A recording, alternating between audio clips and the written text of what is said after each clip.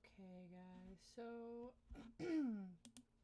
we are watching. I guess we could say watching.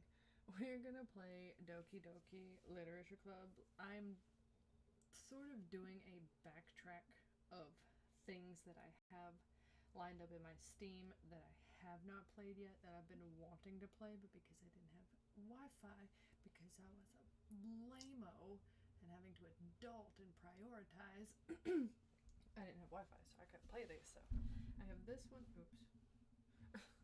I have this one, and I have another one called Lucy, which I think is almost in the same style as Mad Father, if I am not mistaken. It looks a lot like Mad Father. So let me do something really quick.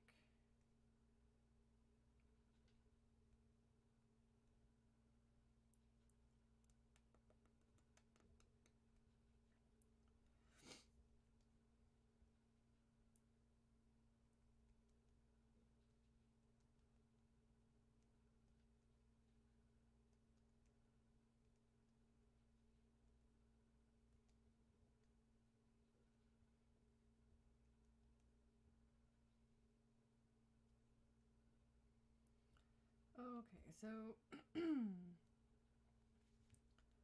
let's get into Doki Doki. Individuals suffering from anxiety or depression may not have a safe experience playing this game. For content warnings, please visit that that website right there. Visit that if you're having problems. I mean, I have depression and things like that, but I feel like this would be okay. I mean, it is a psychological type horror.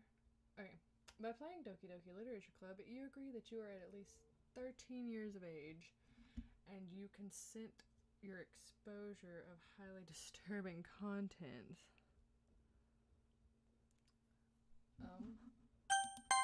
I agree.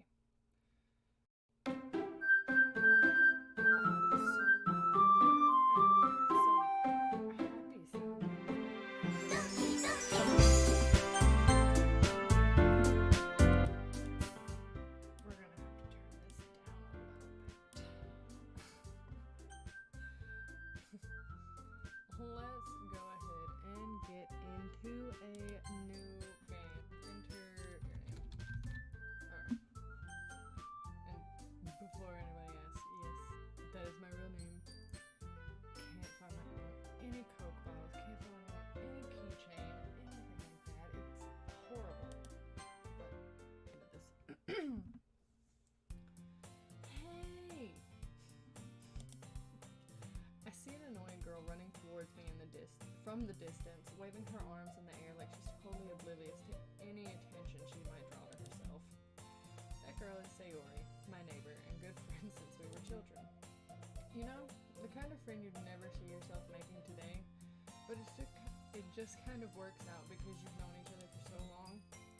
We used to walk to school together on days like this, but starting around high school, she would oversleep more and more frequently, and I would get tired of waiting up. But if she's going to chase after me like this, I almost feel better off running away. However, I just sigh and eye in front of the crosswalk and let Sayori catch up to me. I overslept again, but I caught you this time.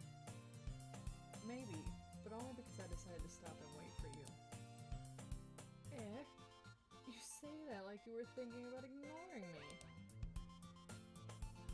That's mean, Silver. Well, if people stare at you for acting weird, then I don't want them to think we're a couple or something. Fine. But you did wait for me, after all. I guess you don't have it in you to be mean if you want to, even if you want to. Whatever you say, Sayori. We cross the street together and make our way to school.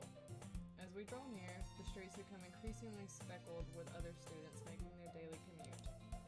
By the way, Silver, have you decided on a club to join yet? A club? I told you already, I'm really not interested in joining any clubs. I haven't been looking either. That's not true. You told me you would join a club this year. Did I? I'm sure it's possible that I did in one of our many conversations where I dismissively go along with whatever she's going on about. Sayori likes to worry a little too much about me when I'm perfectly content just getting by on the average while spending my free time on games and anime.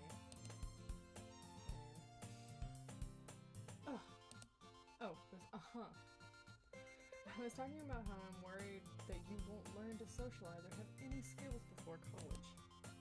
Your happiness is really important to me, you know. I know you're happy now, but I'd die at the thought of you becoming a NEET in a few years because you're not used to the real world.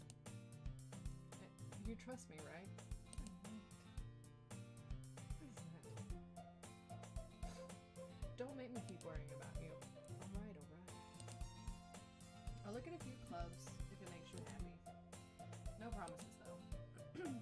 Will you at least promise me you'll try a look? Yeah, I guess I'll promise you that. Yay! Why do I let myself get lectured by such a carefree girl? More than that, I'm surprised I even let myself relate to her. I guess seeing her worry so much about me makes me want to ease her mind a little bit, at least a little bit. Even if she does exaggerate everything inside of her head. The school day is as ordinary as ever, and it's over before I know it. After I pack up my things, I stare blankly at the wall, looking for an ounce of motivation. Clubs. Sayori wants me to check out some clubs. I guess I have no choice but to start with the anime club. Hello? Sayori? Sayori must have come into the classroom while I was spacing out. I look around and realize I'm the only one left in the classroom. I thought I'd catch you coming out of the classroom, but I saw you just sitting here and spaced out. So I came in. Honestly, you're even worse than me sometimes. I'm impressed. You don't need to wait for me. It's going to make you late to your own club. Well, I thought you might need some encouragement, so I thought, know what? Well, that you could come to my club. Sayori. Yeah? There's no way I'm going to your club. Hello, Happy Can. How are you?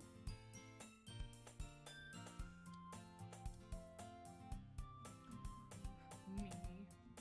Sayori is vice president of the literature club. Not that I was ever aware that she had any interest in literature. In fact, I'm 99% sure she only did it because she thought it would be fun to help start a new club. Since she was the first one to show interest after the one who proposed the club, she inherited the title vice president. That said, my interest in literature is guaranteed to be even less. Yeah, I'm going to the anime club. Come on, please. Why do you care so much anyways? Well, I kinda told the club yesterday I would bring in a new member. And Natsuki made cupcakes and everything. Don't make promises you can't keep. I can't tell if Sayori is really that much of an airhead or if she's so cunning as to have planned all of this out. I let out a long sigh. Fine. I'll stop by for a cupcake, okay? Yes. Let's go. And thus today marks the day I sold my soul for a cupcake. Same. I dejectedly follow Sayori across the school and upstairs, a section of the school I rarely visit, being generally used for third-year classes and activities. English, Lord. Sayori, full of energy, swings open the classroom door. Everyone, the new member is here. I told you, don't call me a new member. Eh? I glance around the room. Welcome to the literature club. It's a pleasure meeting you. Sayori always says nice things about you.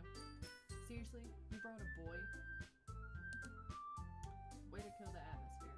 I forgot the main character was a boy. I probably should have picked a boy name.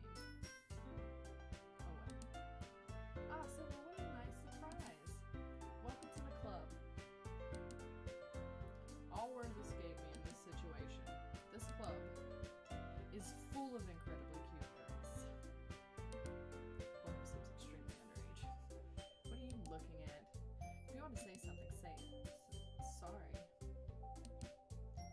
Natsuki. The girl with the sour attitude, whose name is apparently Natsuki, is one I don't recognize. Her small figure makes me think she's probably a first year.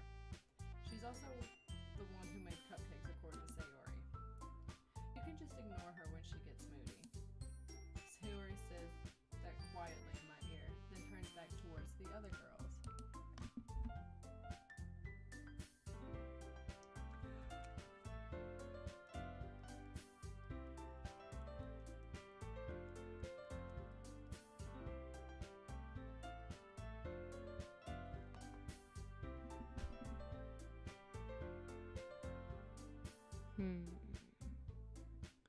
Is this any better? To be honest, I don't know how to fix it. Wait a minute. Wait a minute.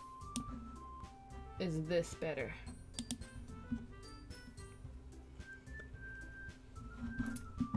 Oh, let me see. Is that better? Okay. This music is super loud. And even when I turn it down, it still seems super loud. Uh-oh. Oh, return. There we go. Thank you for letting me know, though, that my mic was terribly low.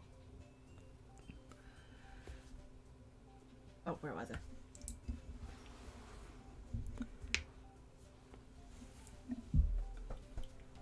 Anyways, this is Natsuki, always full of energy. And this is Yuri, the smartest in the club. Don't say things like that. Yuri, who appears comparably more mature and timid, seems to have a hard time keeping up with people like Sayori and Natsuki. Well, it's It's nice to meet both of you. And it sounds like you already know Monika, is that right? That's right. It's great to see you again, Silver. Monika smiles sweetly. We do know each other. Well, we rarely talk, but we were in the same class last year. Monika was probably the most popular girl in class. Smart, beautiful, athletic. What do I know about this game? I know that it starts out really, really innocent and gets really, really terribly, terribly dark. I've had it on my Steam for a while, and I've really been wanting to play it, and I finally get the chance. And I could just tell by the happiness of the music that it's just gonna take like a really big turn and hit rock bottom and get really bad.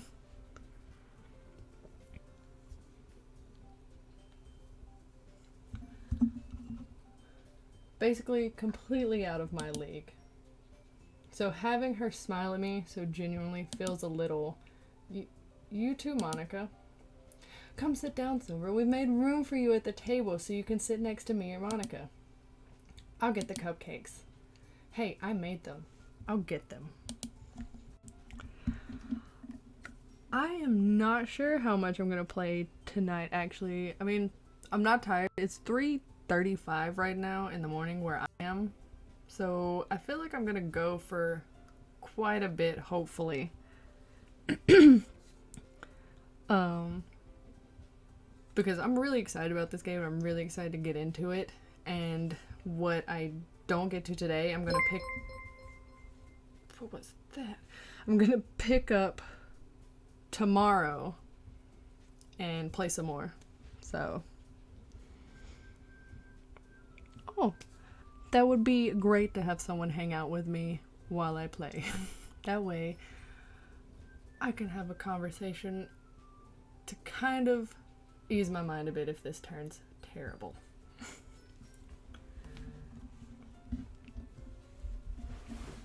Sorry, I got a little too excited. Then how about I make some tea as well? Oh my god, I love this club. Tea and cupcakes. It sounds great. The girls have a few desks arranged to form a table. As Sayori mentioned, It's been widened so that there's one space next to Monica and one space next to Sayori. Natsuki and Yuri walk over to the corner of the room where Natsuki grabs a wrapped tray and Yuri opens the closet.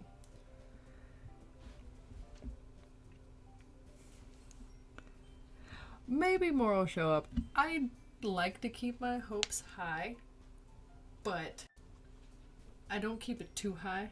That way I'm not disappointed if a lot of people don't show up. I mean, I have fun just playing it, and I'm not going to say I have fun talking to myself, but I just enjoy playing.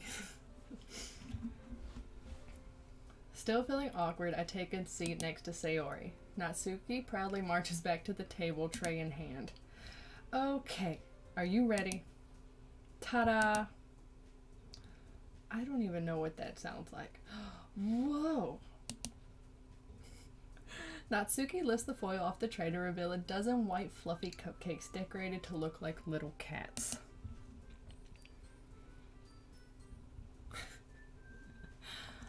I haven't watched all of one playthrough, but I saw Markiplier play a little bit of it and it got me interested in it, and I stopped watching because I didn't want to see the whole outcome of it. I wanted to experience it for myself. So I went and put it on Steam, and then now I'm just finally getting around to it. And yeah.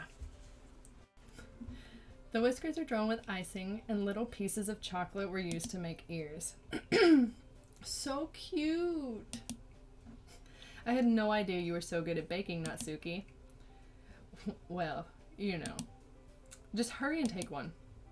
Sayori grabs one first, then Monica. I follow.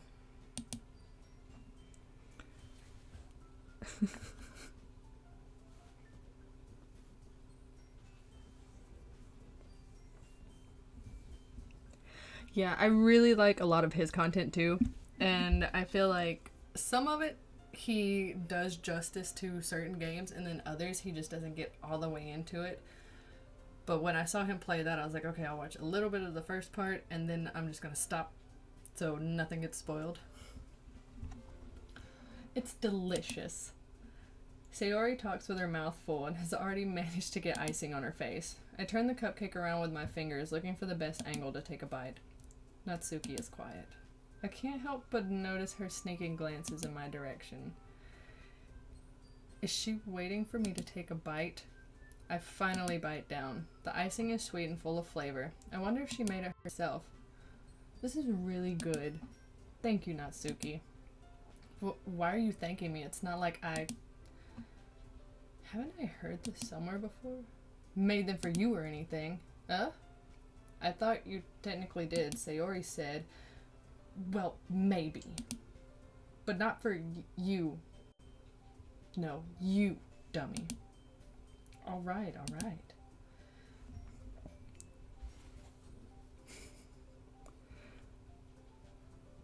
Oh, I really do like his RPG Maker games too. I like when he had The Witch's House and Ib. I really like the storyline of Ib though.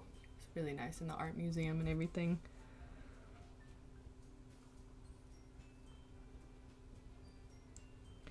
Yeah, I gotta tweak the overlay a little bit to fit a little bit better.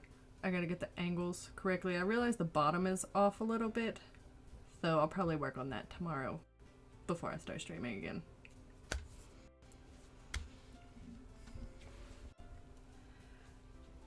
I give up on Natsuki's weird logic and dismiss the conversation. Yuri returns to the table carrying a tea set. She carefully places a teacup in front of each of us before setting down the teapot next to the cupcake tray. You keep a whole tea set in this classroom? Don't worry, the teachers gave us permission. After all, doesn't a hot cup of tea help you enjoy a good book? I guess. Don't let yourself get intimidated. Yuri's just trying to impress you. That's not... Insulted, Yuri looks away. I meant that, you know. I believe you. Well, tea and reading might not be a pastime for me, but I at least enjoy tea. I'm glad. Yuri faintly smiles to herself in relief. Monica raises an eyebrow, then smiles at me. So, what made you consider the literature club? I was afraid of this question. Something tells me I shouldn't tell Monica that I was practically dragged here by Sayori. Well, I haven't joined any clubs yet, and Sayori seemed really happy here, so... That's okay, don't be embarrassed. We'll make sure you feel right at home, okay? Sounds a little ominous. As president of the Literature Club, it is my duty to make the club fun and exciting for everyone. Monica, I'm surprised. How come you decided to start your own club? You could probably be a board member for any of the major clubs. Weren't you a leader of the debate club last year? Well, you know. To be honest, I can't stand all of the politics around the major clubs. It feels like nothing but arguing about the budget and publicity and how to prepare for events. I'd much rather take something I personally enjoy and make something special out of it. And if it encourages others to get into literature, then I'm fulfilling that dream. Monica really is a great leader. Yuri also nods in agreement. Then I'm surprised there aren't more people in the club yet. It must be hard to start a new club. You could put it that way. Not many people are very interested in putting out all the effort to start something brand new, especially when it's something that doesn't grab your attention like literature.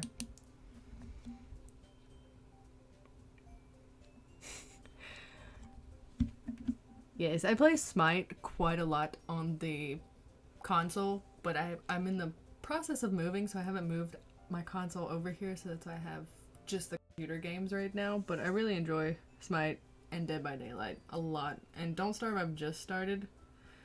I'm not doing too good at it, but it's been pretty fun. You have to work hard to convince people that you're both fun and worthwhile, but it makes school events like the festival that much more important. I'm confident that we can all really grow this club before we graduate. Right, everyone? Yeah, we'll do our best. You know it. Look at her little fangs. She's got like... weird. Everyone enthusiastically agrees. Such different girls, all interested in the same goal. Monica must have worked really hard just to find these three. Maybe that's why they're all so delighted by the idea of a new member joining. Though I still don't really know if I can keep up with their level of enthusiasm about literature. So Silver, what kind of things do you like to read? Well, considering how little I've read in the past few years, I don't really have a good way of answering that. Manga. I mutter quietly to myself, half joking. Natsuki's head suddenly perks up. It looks like she wants to say something, but keeps quiet. Not much of a reader, I guess. Well, that can change. What am I saying? I spoke without thinking after seeing Yuri's sad face. Or sad smile. Anyways, what about you, Yuri? Well, let's see. Yuri traces the rim of her teacup with her finger. My favorites are usually novels that build up deep and complex fantasy worlds. The level of creativity and craftsmanship behind them is amazing to me. And telling a good story in such a foreign world is equally impressive. Yuri goes on, clearly passionate about her reading.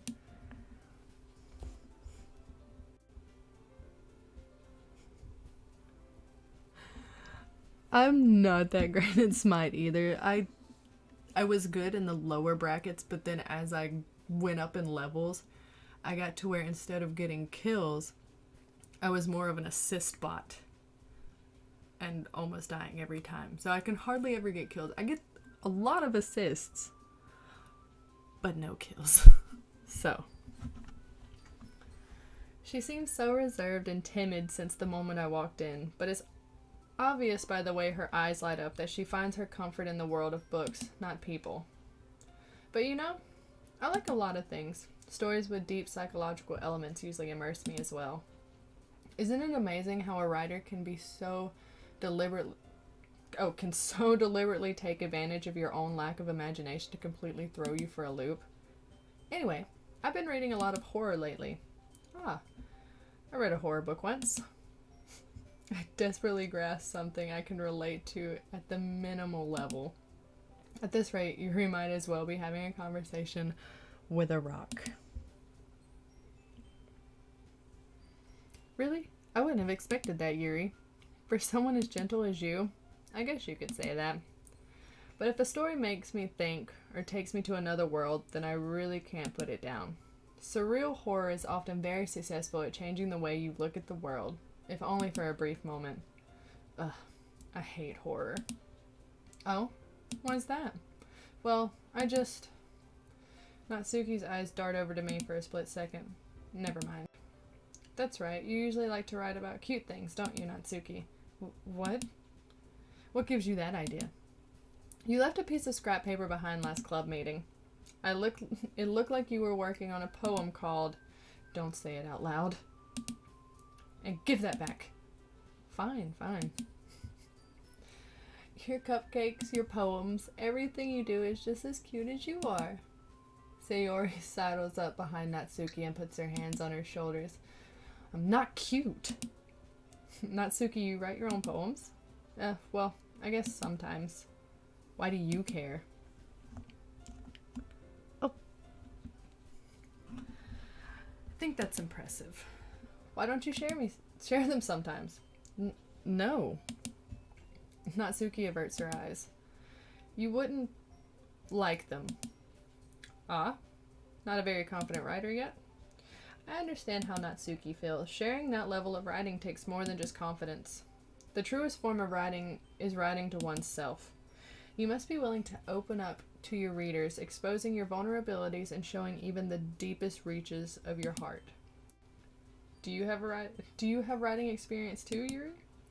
Maybe if you share some of your work, you can set an example and help Natsuki feel comfortable enough to share hers. I guess it's the same for Yuri. Oh, I want to read everyone's poems. We all sit in silence for a moment. Okay, I have an idea, everyone. Natsuki and Yuri look quizzically at Monika. Let's all go home and write a poem of our own. The next time we meet, we'll all share them with each other. That way, everyone is even. Yeah, let's do it. Plus, now that we have a new member, I think it will help us all get a little more comfortable with each other and strengthen the bond of the club. Isn't that right, Silver? Monika smiles warmly at me. Once again. Hold on, there's still one problem. What's that? Now that we're back to the original topic of me joining the club, I bluntly come forth with what's been on my mind the entire time. I never said I would join this club. Sayori may have convinced me to stop by, but I never made any decision. I still have other clubs to look at, and, I lost my train of thought. All four of the girls stare back at me with dejected eyes. But, I'm sorry, I thought... Silver, you all... I'm defenseless against these girls. How am I supposed to make a clear-headed decision when it's like this? That's it. If writing poems is the price I need to pay in order to spend every day with these beautiful girls. Right. Okay, I've decided then. I'll join the literature club.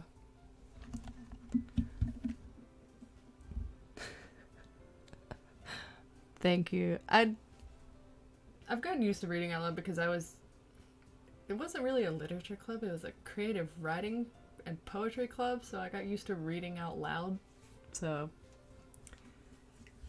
it's a little easy. But thank you. One by one, the girls' eyes light up. Yes, I'm so happy.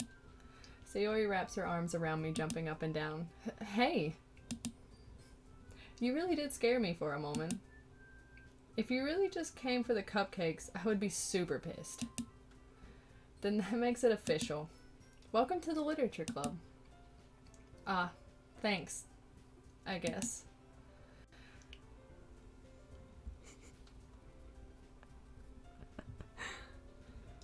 Okay, everyone. I think with that, we can officially end today's meeting on a good note. Everyone remember tonight's assignment. Write a poem to bring to the next meeting so we can all share. Monika looks over at me once more. Silver, I look forward to seeing how you express yourself. What is that supposed to mean? Yeah. Can I really impress the class star Monika with my mediocre writing skills? I already feel the anxiety welling up inside me. Meanwhile, the girls continue to chit-chat as Yuri and Natsuki clean up their food. Hey, Silver, since we're already here, Do you want to walk home together? That's right.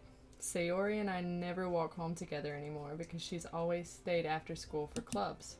Sure, might as well. Yay! Oh my god, your Doki Doki come to life. Almost, kind of. Don't think it was that terrifying though. It was a pretty enjoyable experience through high school, so almost par with that. With that, the two of us departed the club room and made our way home. The whole way, my mind wanders back and forth between the four girls. Sayori, Natsuki, Yuri, and of course, Monica. Will I really be happy spending every day after school in the literature club? Perhaps I'll have a chance to grow closer to one of these girls. Alright. I'll just need to make the most of my circumstances, and I'm sure good fortune will find me. And I guess that starts with writing a poem tonight.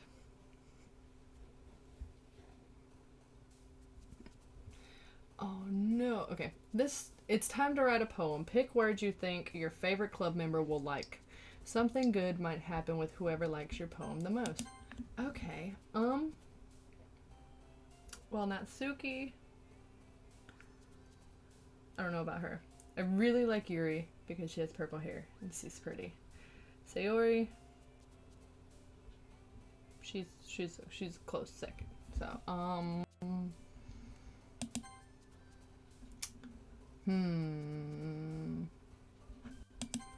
Oh, what?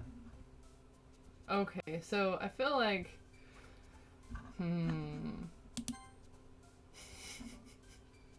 Silly bunny bubbles and nature essence. Okay.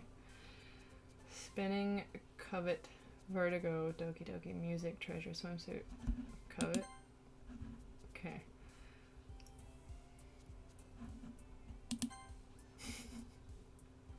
Oh my god, boop. Love that. Okay, so with the two, the hurt and the misery, I feel like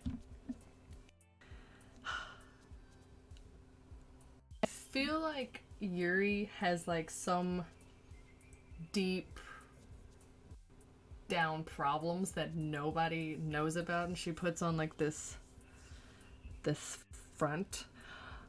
Hi Max Fuzz 11. It's nice of you to join the stream.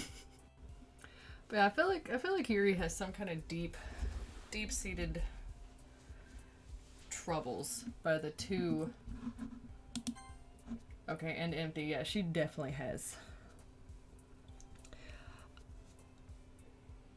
I'm doing great. How are you doing? Well, great so far. So far it hasn't got bad.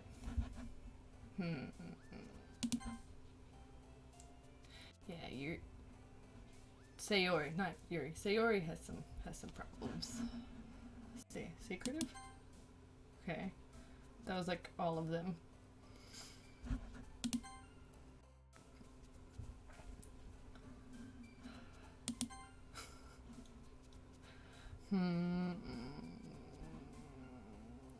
Contamination. Oh, okay. If I click suicide. Oh, okay. Melancholy? Or death?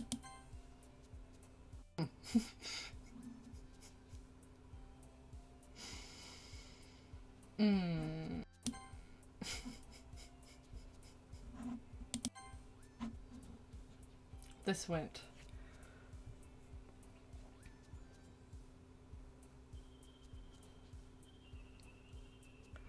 Ooh.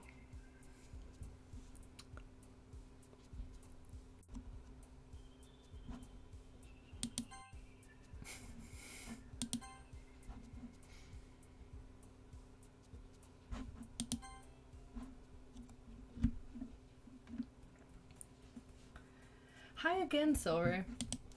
I'm glad to see you didn't run away on us. Nah, don't worry. This might be a little strange for me, but I at least keep my word. Well, I'm back at the literature club. I was the last to come in, so everyone else is already hanging out. Thanks for keeping your promise, Silver. I hope this isn't too overwhelming of a commitment for you. Making you dive headfirst into literature when you're not accustomed to it. Oh, come on, like he deserves any slack. Sayori told me you didn't even want to join any clubs this year. And last year, too. I don't know if you plan to just come here and hang out or what, but if you don't take us seriously, then you won't see the end of it. Natsuki, you certainly have a big mouth for someone who keeps her manga collection in the classroom. Natsuki finds herself stuck between saying Monica and manga. Manga is literature. Swiftly defeated, Natsuki plops back into her seat. Don't worry, guys. Silver always gives it his best as long as he's having fun. He helps me with busy work without even asking. Like cooking, cleaning my room. How dependable. Sayori, that's because your room is so messy it's distracting. And you almost set your house on fire once.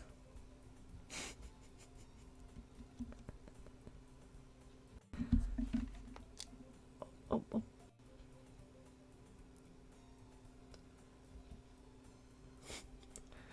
You're right, Dingo. Manga is literature. I have quite the collection of manga. It's nice of you to join the stream, though, by the way. And you almost set your house on fire once. Is that so? You two are really good friends, aren't you? I might be a little jealous. How come? You and Silver can become good friends, too. Sayori. As usual, Sayori seems oblivious to the weird situation she just put me into. Oh, Yuri even brought you something today, you know. Wait, Sayori. Me? Not really. Don't be shy.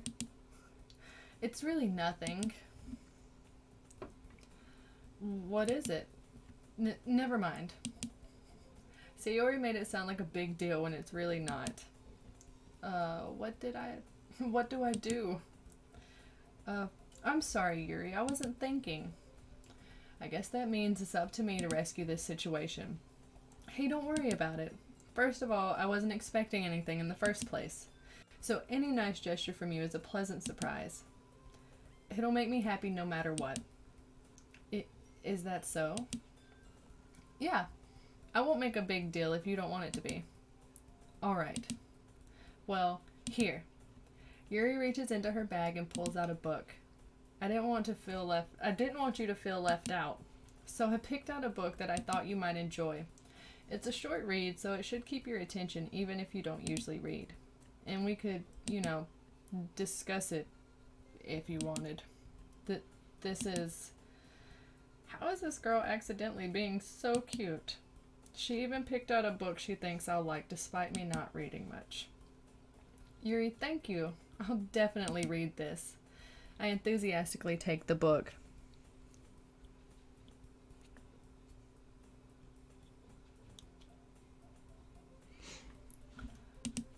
Phew. Well, you can read it at your own pace. I look forward to hearing what you think. Now that everyone's settled in, I expected Monica to kick off some scheduled activities for the club. But that doesn't seem to be the case. Sayori and Monica are having a cheery conversation in the corner. Yuri's face is already buried in a book. I can't help but notice her intense expression, like she's waiting for this chance. Meanwhile, Natsuki is rummaging around in the closet.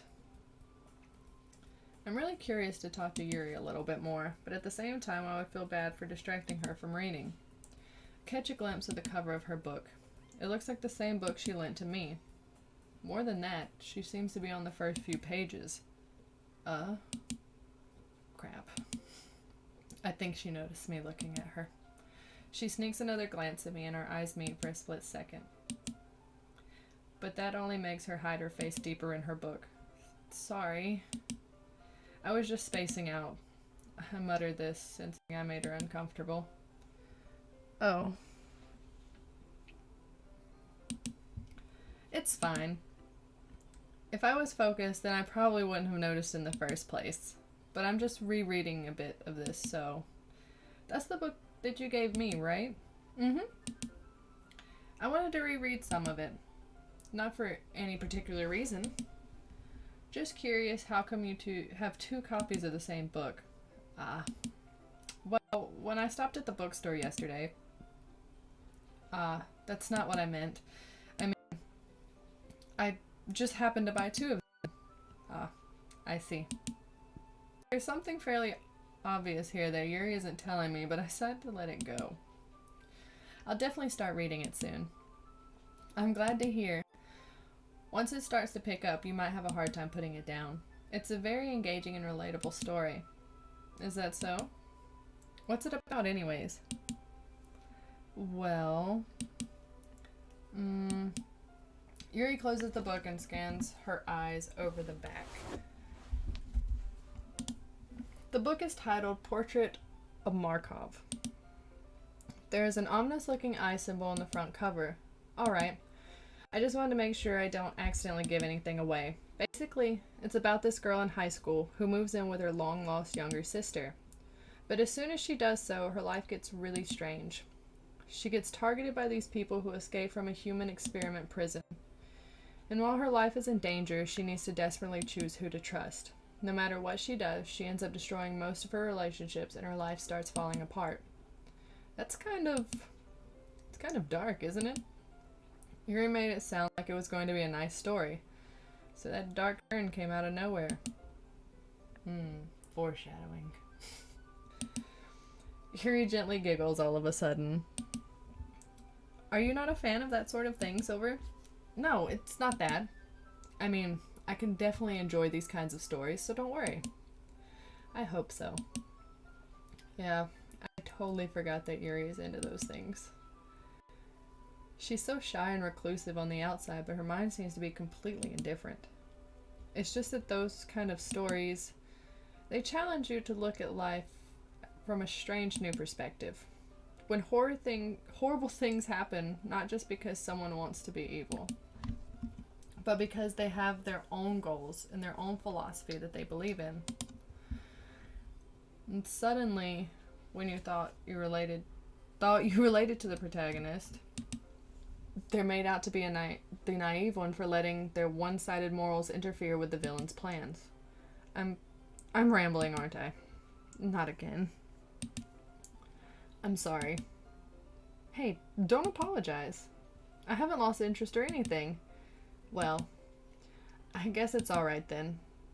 But I feel like I should let you know that I have this problem. When I let things like books and writings fill my thoughts, I kind of forget to pay attention to other people. So I'm sorry if I end up saying something strange. And please stop me if I start talking too much. I really don't think you need to worry. That just means you're passionate about reading. The least I can do is listen. It's a literature club after all. That's true. In fact, I might as well get started reading it, right? You don't have to. What are you saying? Just a moment ago you said you were looking forward to it. Let me just get the book. I quickly retrieved the book that I put into my bag. Alright, it's fine if I sit here, right? I slip into the seat next to Yuri's. Yeah. Are you sure? You seem a little apprehensive. I'm sorry. It's not that I don't want you to. It's just something I'm not very used to. That is, reading in company with someone. I see. Well, just tell me if I end up distracting you or anything. Alright. I open the book and start the prologue. I soon understand what Yuri means about reading in company. It's as if I can feel her presence over my shoulder as I read. It's not a particularly bad thing. Maybe a little distracting, but the feeling is somewhat comforting. Yuri is in the corner of my eye. I realize that she's not actually looking at her own book. I glance over. It looks like she's reading from my book instead. Sorry. I was just... Yuri, you really apologize a lot, don't you? I do? I don't mean to. Sorry. I mean... Here, this should work, right? I slide my desk until it's up against Yuri's and then I hold my book more between the two of them. Ah, I suppose so. Yuri timidly closes her own copy. Once we each lean in a little bit, our shoulders are almost touching. It feels like my left arm is in the way, so instead I use my right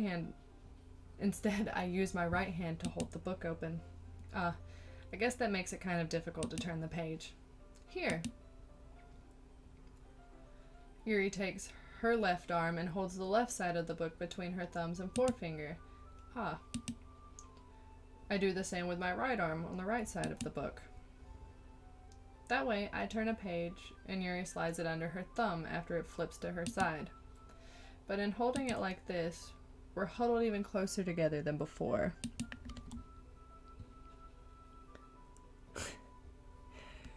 Yuri does seem really shy with other people, but I really like her character so far.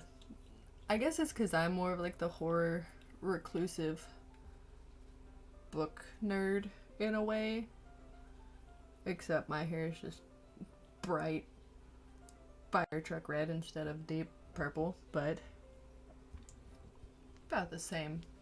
I feel a connection. It's actually kind of distracting me. It's as if I can feel the warmth of Yuri's face, and she's in the corner of my vision. Are you ready? To turn the page. Oh, sorry. I think I got a bit distracted for a second. I glanced over at Yuri's face again. Our eyes meet. I don't know how I'll be able to keep up with her. That's okay. You're not as used to reading, right? I don't mind being patient if it takes you a bit longer. It's probably the least I can do, since you've been so patient with me. Yeah. Thanks. We continue reading.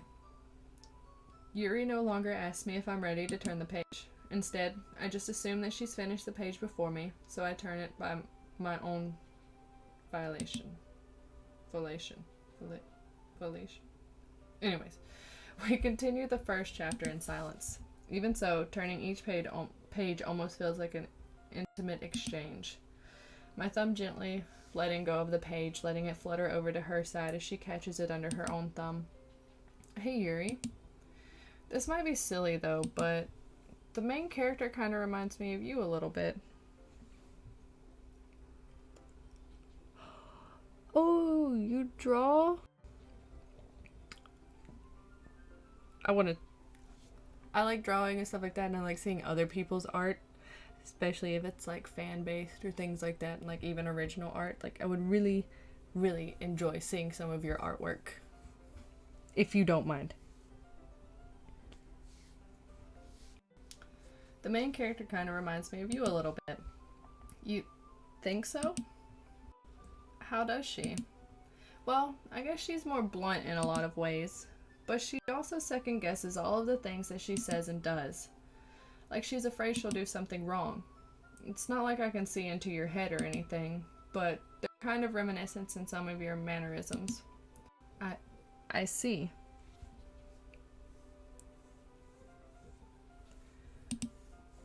Oh, I haven't found my style either. Like, I draw a lot of different styles and different kind of fan art things and stuff like that, but it's kind of hard to find a style I find. I've been drawing since, I guess I'd say middle school, and I'm 25 now, and I still haven't really found my drawing style, but I practice a little bit when I, like, every now and then when I can, and it gets a little more clear. Yuri remains silent for a moment, but Silver, that's probably a terrible thing to have in common with her. That's so embarrassing that you think that. Wait, I didn't mean it in a bad way or anything. Sorry, I really didn't know you were self-conscious about that sort of thing. I guess I'm more meant that it's kind of cute. Oh. What are you saying all of a sudden? Okay, everyone. Monica interrupted everything nice. I think it's about time we share today's poems with each other. We might not have enough time if we wait too long. Ah, Yuri exhales, spared from finishing her thoughts. Is that alright, Yuri? You look kind of down. I'm sorry if you haven't been looking forward to this. It's fine. Yuri releases her hands from the book, causing it to close on top of my thumb. Alright. I guess I'll do some more reading tonight. Or would you prefer I only read it with you? I guess I don't mind. Don't have too much of a preference either way. Okay.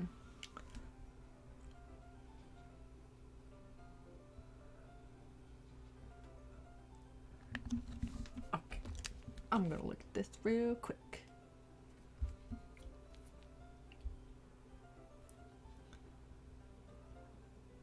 Oh, you do digital art?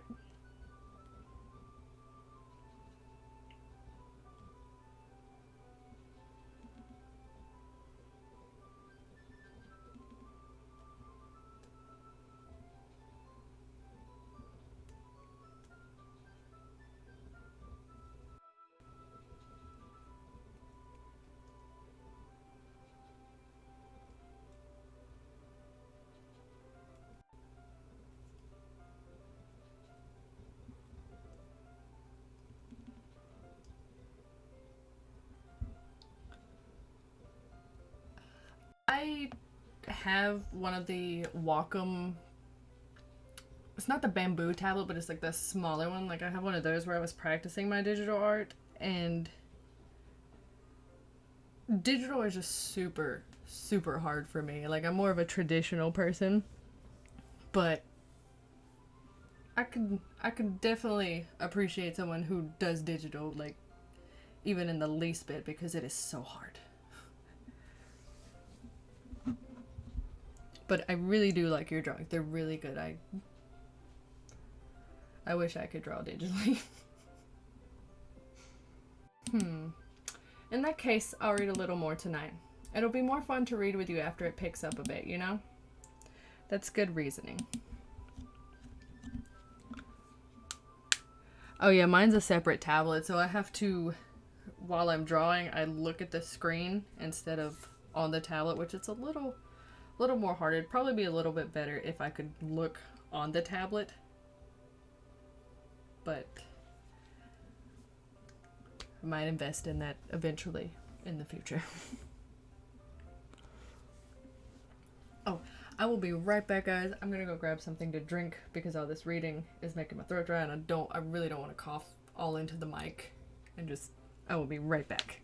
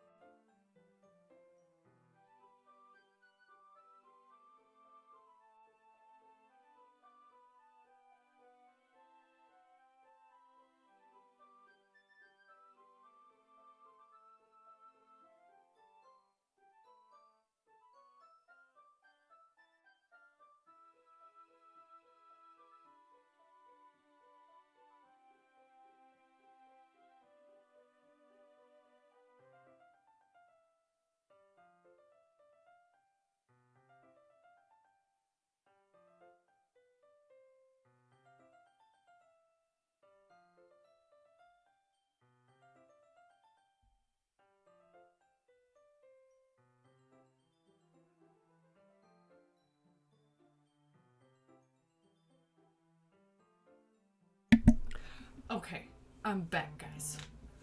So, I guess we're gonna get into some poetry reading.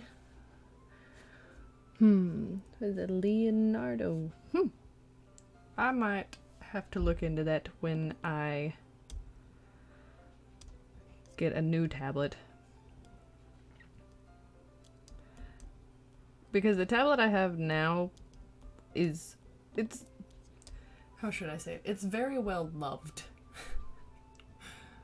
and I've had it for a couple years, so I feel like upgrading is in the near future just so I can get better at my abilities, but hopefully the soon future. In that case, feel free to finish the first 2 chapters in your own time. Alright. I stand up. I make a mental note of where I left off in the book, and then I slip it back into my bag. By the way, did you remember to write a poem last night? Yeah. My relaxation ends. I can't believe I agreed to do something so embarrassing. I couldn't really find much inspiration since I've never really done this before. Well, now that everyone's ready, why don't you find someone to share with? I can't wait. Sayori and Monica enthusiastically pull out their poems. Sayori's is on a wrinkly sheet of loose leaf torn from a spiral notebook. On the other hand, Monica wrote hers in a composition notebook. I can already see Monica's pristine handwriting from where I sit. Natsuki and Yuri reluctantly comply as well, reaching into their bags. I do the same myself. Oh boy. Oh, who should I show my poem first? Let's see. I think I'll pick Sayori, then Yuri, then Natsuki, and then interrupted Monica. Because she always ruining everything nice so far. Every nice conversation I've been trying to have, she's butted in, so she's going last. I'm definitely most comfortable sharing it with Sayori first. She's my good friend after all. Oh my goodness! This is so good, Silver. I love it. I had no idea you were such a good writer. Sayori, you must be seriously overreacting. I'm not a good writer at all. I honestly have no idea what I'm doing. Well, maybe that's why. Because I have no idea what I like either. Jeez. I'm sure Yuri's opinion has to be a little more constructive than this. Maybe even Natsuki's. Are you sure you don't like it just because I wrote it? Well, I'm sure that's part of it. I think I understand you better than a lot of people, you know? So when I read your poem, it's not just a poem. It's a silver poem. And that makes it feel extra special. Oh, it's sweet. She is such a good friend. Like, I can feel your feelings in it. Sayori hugs the sheet against her chest. You're so weird, Sayori. I'm really happy just that you wrote one. It just reminds me of how you're really a part of the club now. Not to mention the fact that I'm standing in front of you in the club room. Well, of course. I'm not really into it yet, but that doesn't mean I'll break my promise. See? It's like I said before, Silver. Deep down, you're not selfish at all, you know? Trying new things like this for other people. It's something that only really good people do. Thanks, Sayori. I'm not sure if Sayori sees the full picture of my motive here. Then again, I can't deny that she's part of the reason I joined. Oh, excuse me. Knowing how much this means to her and all. Yeah. And I'm gonna make sure you have a lot of fun here, okay? That will be my way of thanking you. Alright, I'm going to hold you to that then. Yay. Now you'll read my poem too, right? Don't worry, I'm really bad at this. We'll see about that. Oh. Dear sunshine, the way you glow through my blinds in the morning, it makes me feel like you missed me. Kissing my forehead to help me out of bed, making me rub the sleepy from my eyes. Are you asking me to come out and play? Are you trusting me to wish away a rainy day? I look above, the sky is blue. It's a secret, but I trust you too. If it wasn't for you, I could sleep forever, but I'm not mad. I want breakfast. Me. Sayori, this is just a guess, but did you wait until this morning to write this? No. Just a little bit. You can't answer just a little bit to a yes or no question. I forgot to do it last night. Well, at least that makes me feel a little better about myself. Don't be mean. I still tried my best. Ah, yeah. I didn't mean to say that it was a bad poem. It came out nice. Or how should I put it? It sounds just like you. Really? Yeah. Especially the last line. I made eggs and toast. Even though you were late to school. It's bad to skip breakfast. I get all cranky. Well, I guess there's no point in arguing. Anyways, thanks for showing me. This was so much fun. Monica's the best. Yeah. But next time I won't forget. And I'm gonna write the best poem ever. Well, I guess I look forward to it. I really like Sayori's poem. It was sweet, with a little bit of like hinting of like some sort of tiny bit of something there, and then the last line, I want breakfast. I can really, really connect with that. Okay, I guess we'll go to Yuri next. As Yuri reads the poem, I notice her eyes lighten. Exceptional. What was that? Did I say that out loud? Yuri first covers her mouth, but then ends up covering her whole face. He's going to hate me. You really didn't do anything wrong, Yuri. I guess you're right. What am I getting so nervous for? Yuri takes a breath. So, what kind of writing experience do you have? Your use of imagery and metaphors indicates you've written a lot of poetry before. Really? Wow, that's a huge compliment coming from you. This is actually my first time, really. Yuri stares at me blankly and then looks at my poem again. Well, I know that. I just mean, Yuri trails off, unable to find an excuse. She traces her fingers along the words of the poem as if breaking it down more thoroughly. Yeah. Okay. This is the reason I was able to tell. It's just that there are specific writing habits that are usually typical of new writers, and having been through that myself, I kind of learned to pick up on them. I think the most noticeable thing I recognize in new writers is that they try to make their style very deliberate. In other words, they tend to pick a writing style separate from the topic matter, and they form-fit the two together. The end result is that both the style and the expressiveness are weakened. Once Yuri finds her train of thought, it's as if her demeanor totally changes. Her stammering is completely gone, and she sounds like an expert.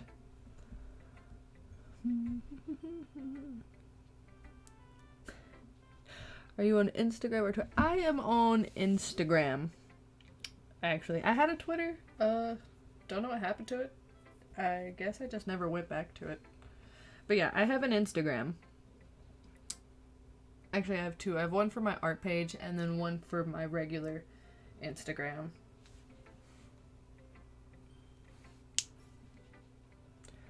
I really like when Yuri looks to the side too. She has to be my favorite. I don't know if it's like her style that she is, like how, I don't know. I don't know if it's like the nerdy horror bookish girl, but I really, really enjoy that. Of course, that's not something you can be blamed for. There are so many different skills and techniques that go into writing even a simple poem. Not just finding them and building them, but getting them to work together is probably the most challenging part.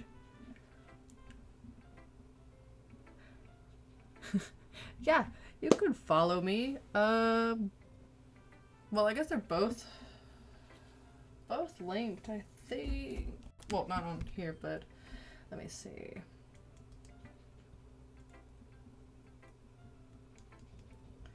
This one is That one's my art one, and then my other one is... Let me think.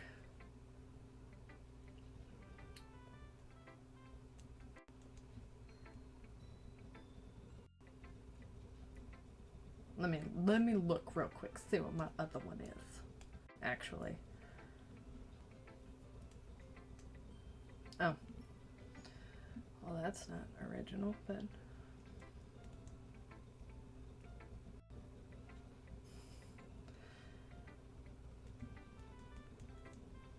That's my other Instagram. You can pick which one you follow. I do not mind. Completely up to you. Not just finding them and building them, but getting them to work together is probably the most challenging part. It might take you some time, but it all comes with practice and learning by example and trying new things. I also hope that everyone else in the club gives you valuable feedback. Natsuki can be a little bit biased, though. Biased? How?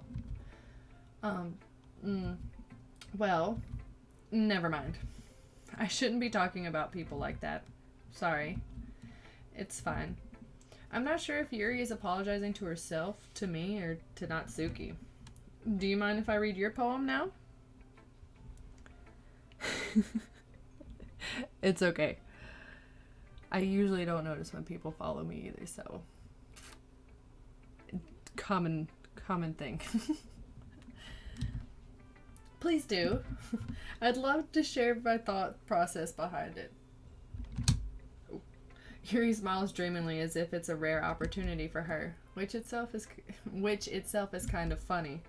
After all, isn't this supposed to be a literature club? Oh, she has really pretty handwriting.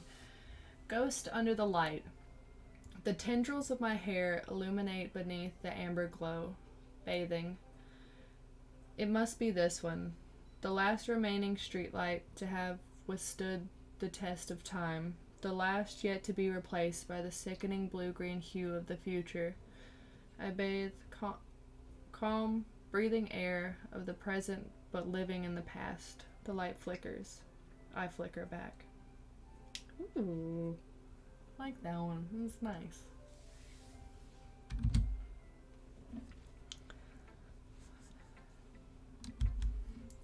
I'm sorry I have such terrible handwriting.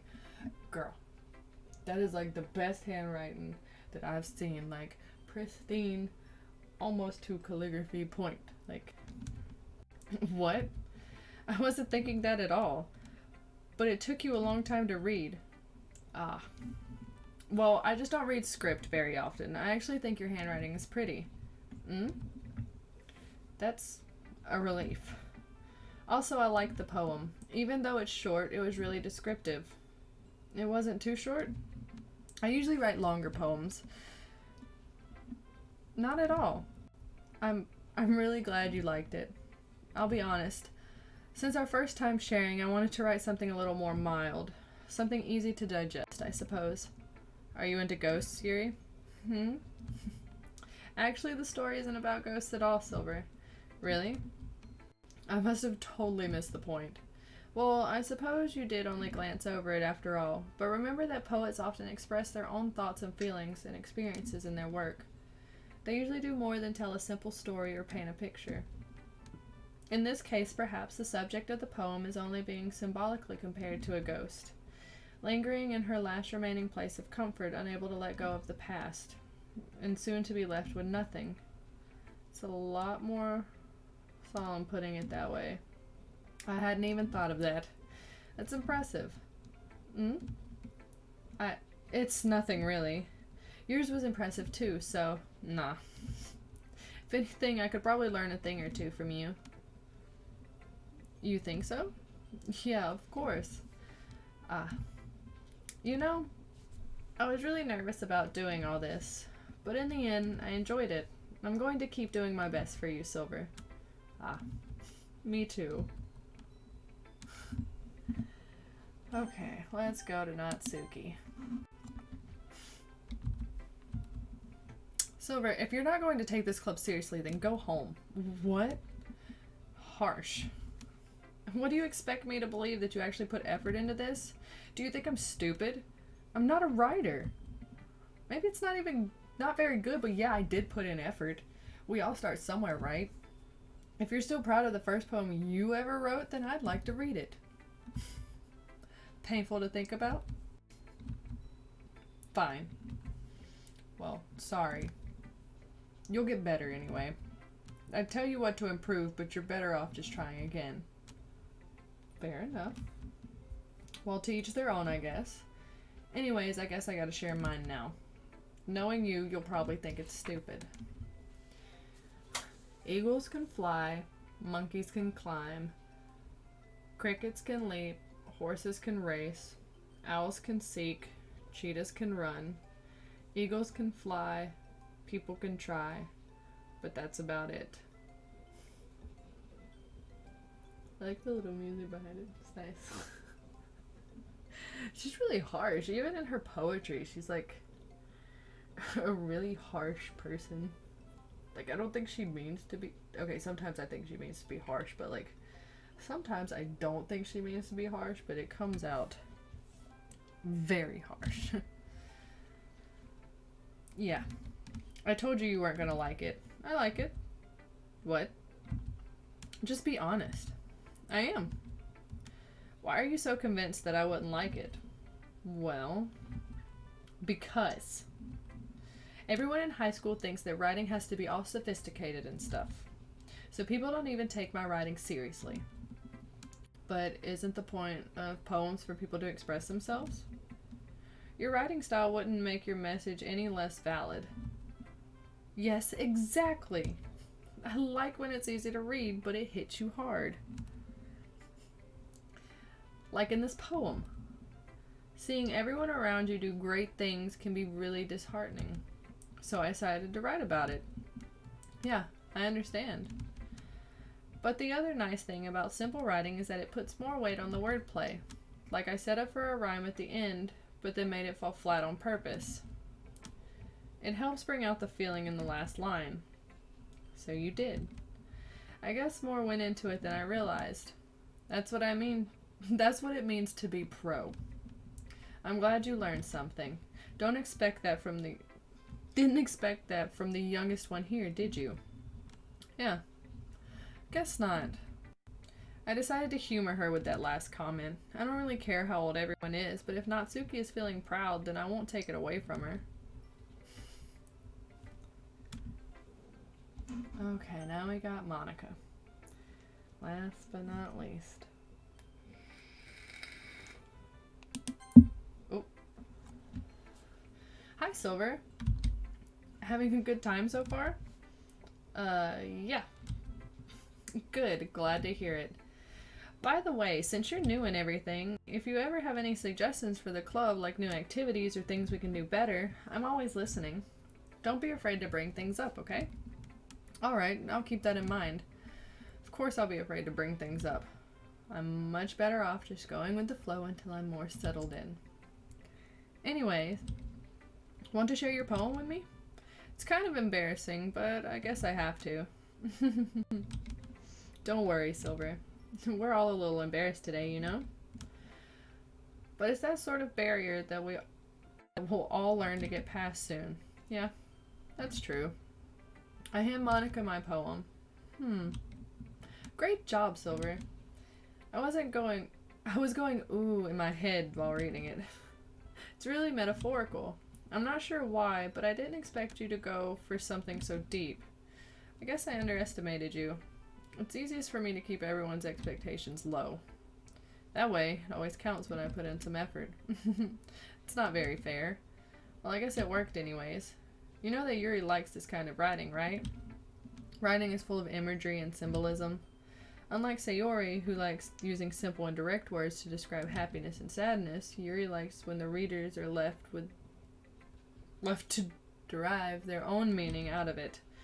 It's very challenging to write like that effectively, both allowing people to get something out of it just by feel, or letting them deeply analyze all of the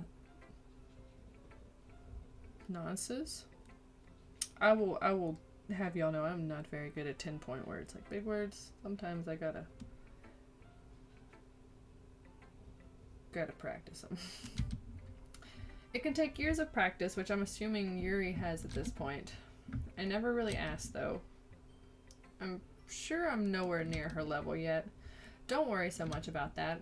You do your own thing. Just keep exploring and learning by trying new things. I'm sure I'll end up trying different things a lot.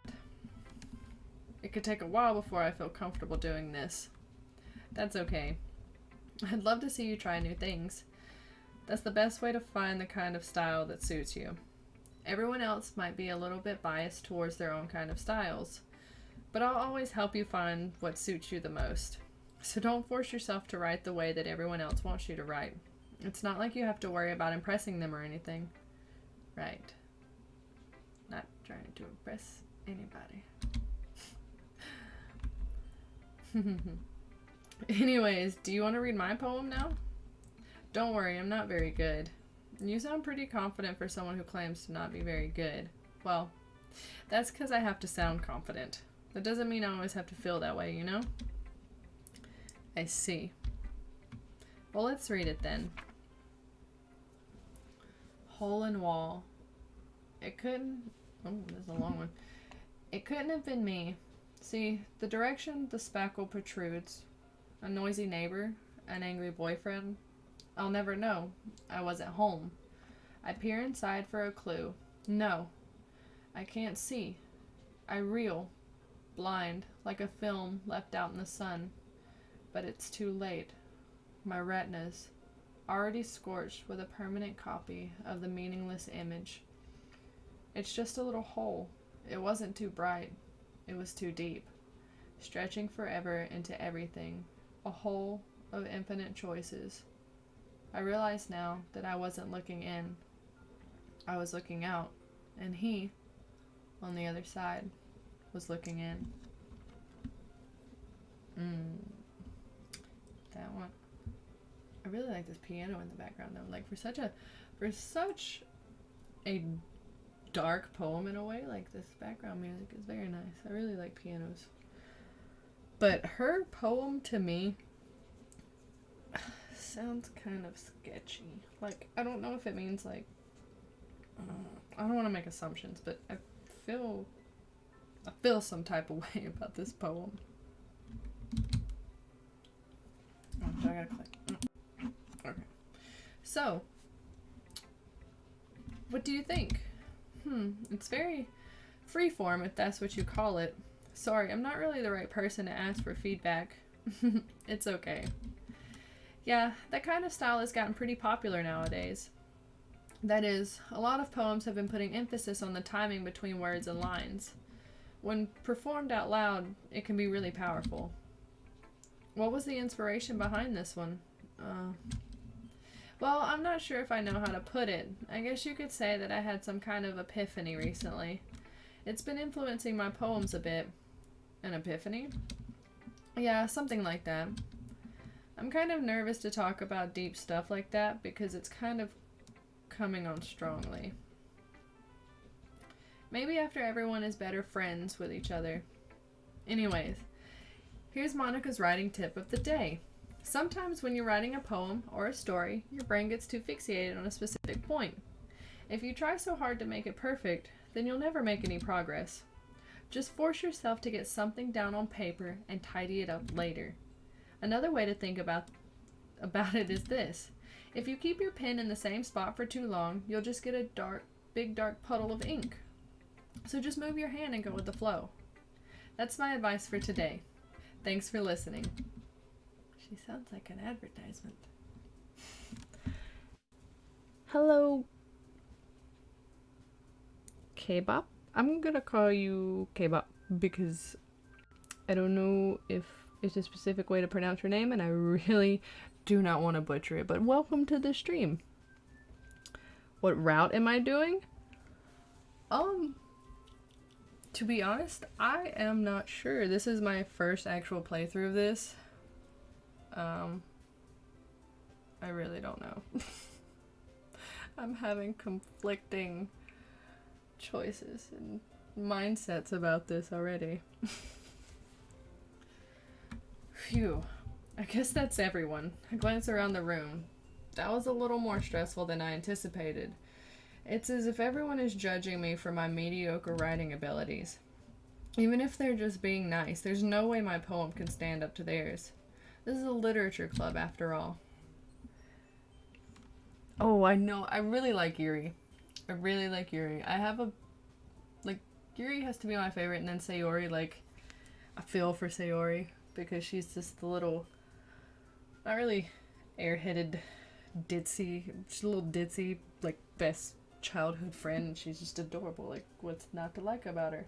Natsuki is a little harsh about everything all the time. I don't know how I feel about that. Monica just...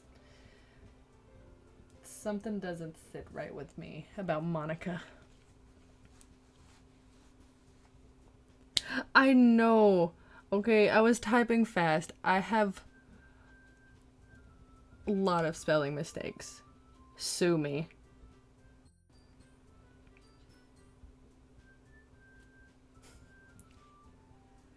Gotta be the one to point out things, don't you? It's going great. And you point things out. Let's have a good day. Point out my spelling mistakes.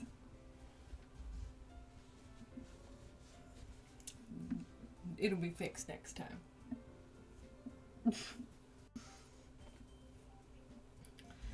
I sigh. I guess that's what I ended up getting myself into.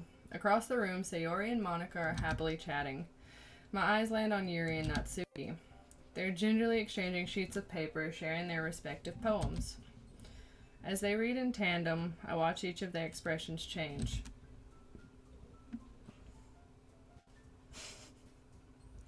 Well, I guess we gotta have that guy. So, good job. You are now that guy.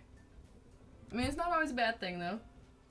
Need some blunt people here and there, every now and then.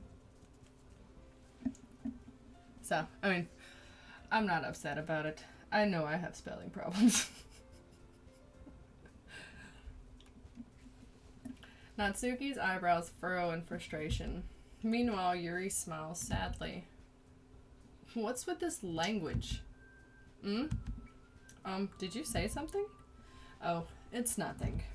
Natsuki dismissively returns the poem to the desk with one hand. I guess you could say it's fancy. Thanks. Yours is cute. Cute? Did you completely miss the symbolism or something? It's clearly about the feeling of giving up. How can that be cute? I know that. I just meant the languages. I guess. I was trying to say something nice. You mean you have to try that hard to come up with something nice to say? Thanks, but it really didn't come out nice at all. Well, I do have a couple suggestions. If I was looking for suggestions, I would have asked someone who actually liked it. Which people did, by the way.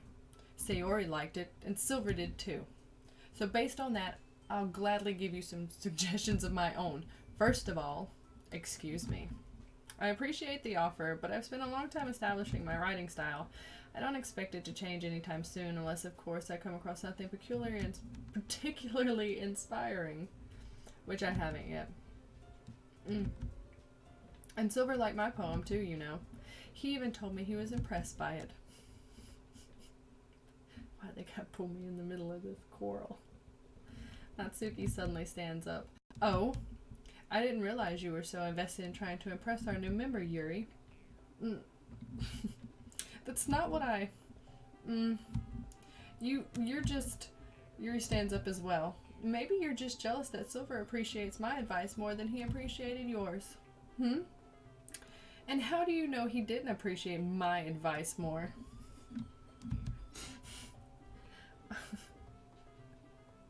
I never want to be in one of these situations ever in my life. This seems so intense, like so anxiety inducing. Like, I couldn't imagine actually being there in the middle of this. Are you that full of yourself?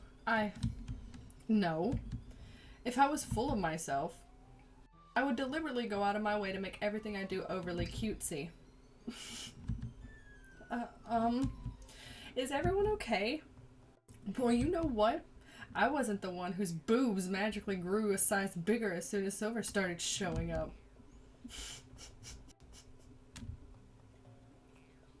I did not know that's how boobs worked. Natsuki!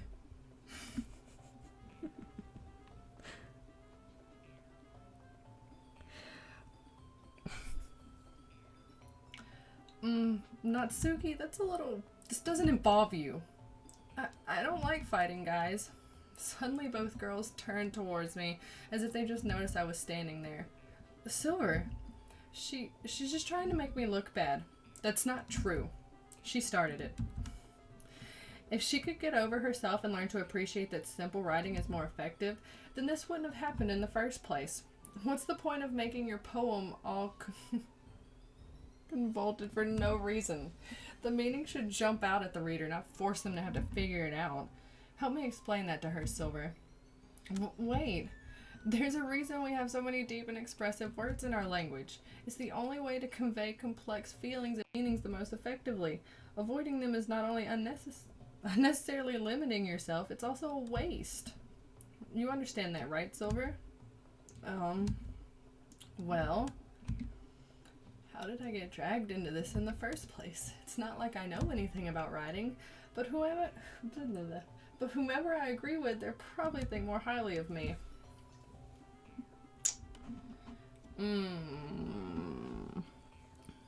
Sayori route? I want to do the Sayori route, but I feel like with the things that I pick, like, there's some that I realize that are Sayori, and then some that I think are going to be a different one end up being Sayori, so I really don't know which. I'm going to just go blindly and just pick what I think and see what I get and see how this turns out, and I'm just going to call Sayori for help.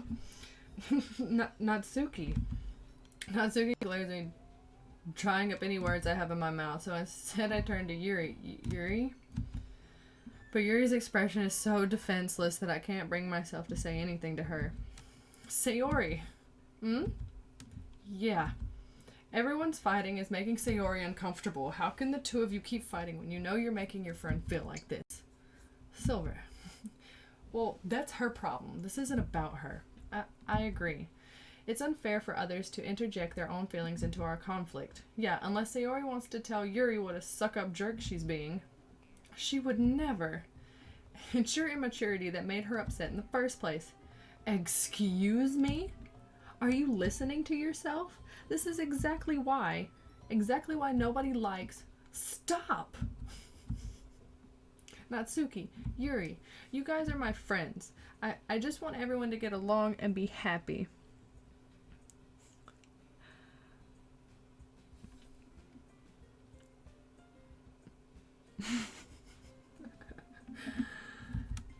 My friends are wonderful people, and I love them because of their differences. Natsuki's poems, they're amazing because they give you so many feelings with just a few words. And Yuri's poems are amazing because they paint beautiful pictures in your head. Everyone's so talented. So why are we fighting? Because, well... Also, Natsuki's cute, and there's nothing wrong with that. And Yuri's boobs are the same as they always were. Big and beautiful. I love Sayori. She's such a little cinnamon roll.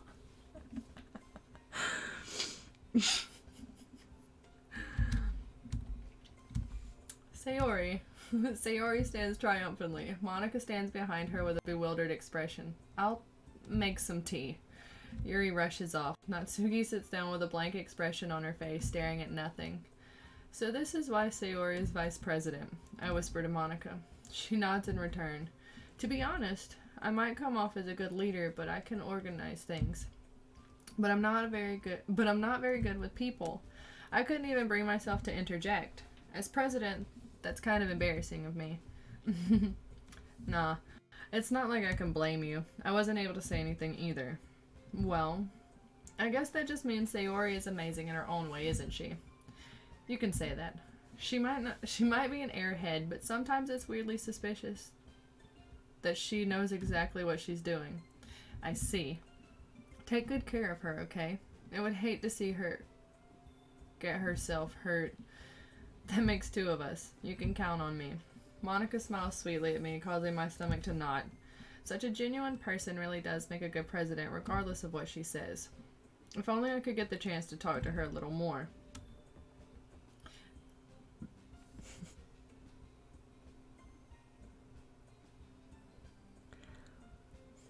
Am I giving Sayori a little southern accent? If it comes out as an accent, I don't realize it. I'm from the South. It peeks out sometimes.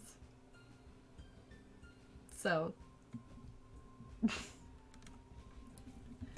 it happens. Okay, everyone. It's just about time for us to leave. How did you all feel about sharing poems? It was a lot of fun. Well, I'd say it was worth it. It was alright. Well, mostly. Silver, how about you? Yeah, I'd say the same.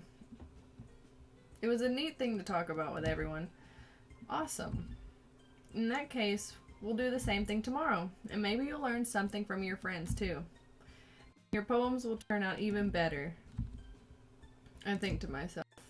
I did learn a little more about the kinds of poems everyone likes. With any luck, that means I can at least do a better job impressing those I want to impress. I nod to myself with newfound determination.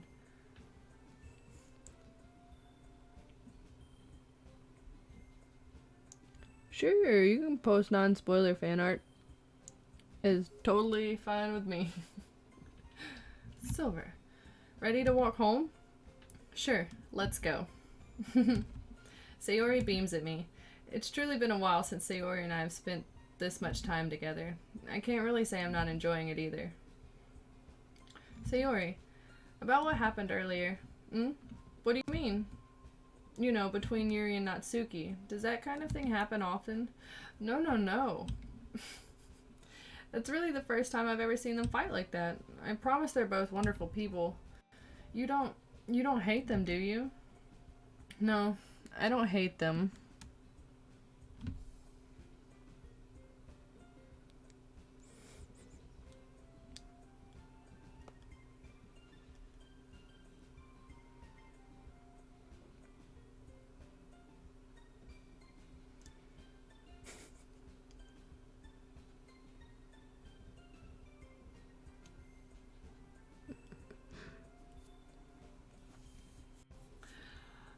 No, I don't hate them. I just wanted your opinion, that's all. I can see why they'd make good friends with you. Phew. You know, Silver, it's nice that I get to spend time with you in the club, but I think seeing you get along with everyone is what makes me the happiest, and I think everyone really likes you too. That's... Every day is going to be so much fun. It looks like Sayori still hasn't caught onto the kind of situation I'm in. Sure, being friends with everyone is nice, but does it really need to stop there? Wow. Well, we'll just have to see what the future holds, Sayori. I pat Sayori on the shoulder. I said that more to myself than to her, but it's easier to use Sayori as an internal monologue sometimes. Okay. Yeah. Let's do this. Oh, man, here we go. I feel like that's gonna be Sayori. Yep. Tenacious. Sadness is probably gonna be Fulgent.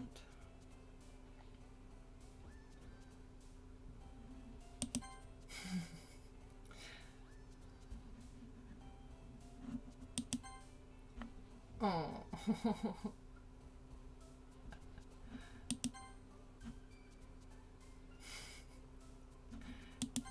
Disarray.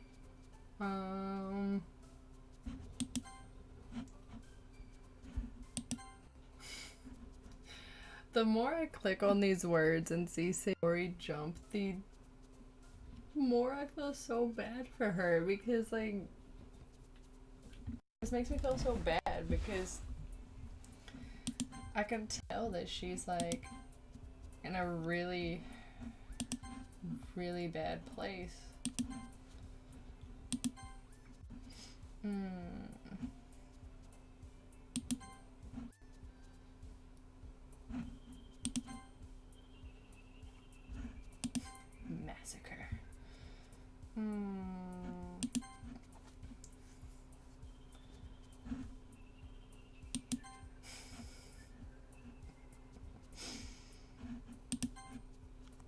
Lord. She's fine. Ish. I mean, I wasn't picking randomly. I don't know. It wasn't random. I know that much. But I know certain ones such as like the death and the shorter, darker words pop up Sayori more. The cutesy ones I feel are gonna pop up Natsuki, and then the bigger, more extravagant, like 10-point words are gonna pop up Yuri. So there's a little bit that I figured out, kind of, maybe. I don't know. I could just be grasping at straws here, but let's get on to the poems.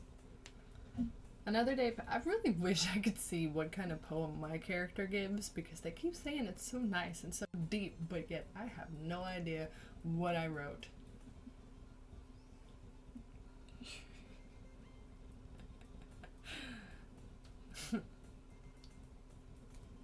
Another day passes, and it's time for the club meeting already. I've gotten a little more comfortable here over the past couple days. Entering the club room, the usual scene greets me. Hi, Silver. Yo, Sayori. Looks like you're in a good mood today. I'm just still not used to you being in the club, that's all. I see. That's a pretty simple thing to get you in a good mood. But I guess it's always the simple things with you anyway. Speaking of which, I'm kinda hungry. Will you come with me to buy a snack? No thanks. That's not like you at all. I have my reasons. Why don't we take a look at your purse, Sayori? Why is that all of a sudden? No reason, really. I just wanted you to look at it. Sayori nervously retrieves her coin purse. She fumbles through the latch to get it open, and then she turns it upside down and lets its contents spill on the desk. Only 2 small coins fall out. I knew it. I can see right through you, Sayori. It's not fair. How did you even know? It's simple. If you had enough money in the first place, you would have bought a snack before coming to the club room.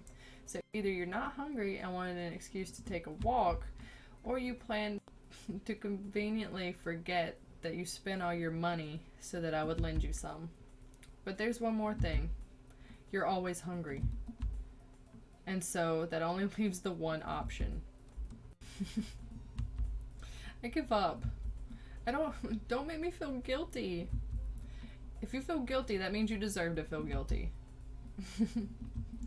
Yuri suddenly giggles. I didn't notice that she was listening in. Her face is in her book as always. I wasn't listening or anything. I was just something in my book. Yuri, tell Silver to let me borrow some money.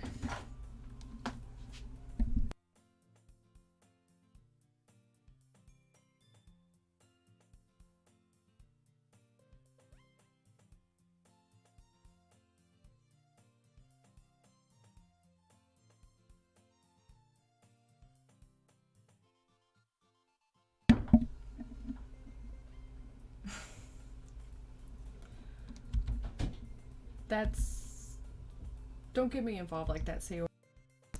You should only buy what you can responsibly afford.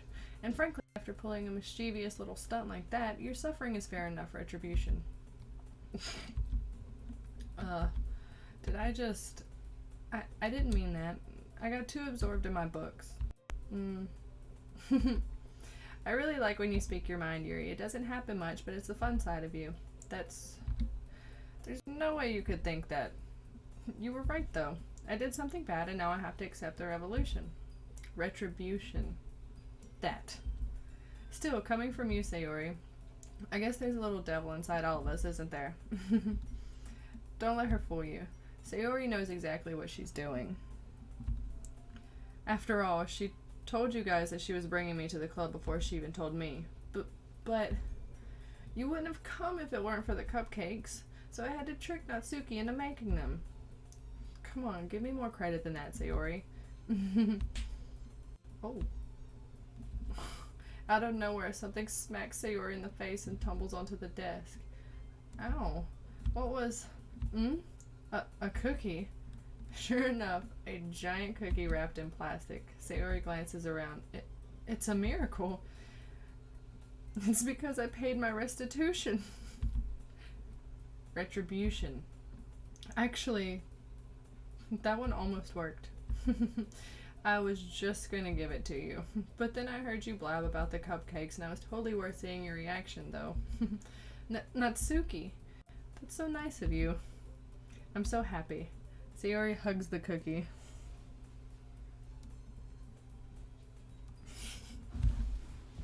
Geez, just eat it. Sayori rapidly tears open the wrapper and takes a big bite.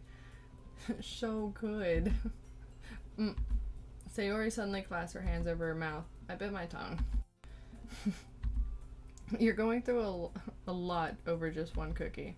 Natsuki takes a bite of her own cookie. Yours looks really good too, Natsuki. Can I try it? Geez. Beggars can't be choosers. But yours is chocolate. Yeah, why do you think I gave you that one? Fine. Still, I'm really happy that you shared this one with me.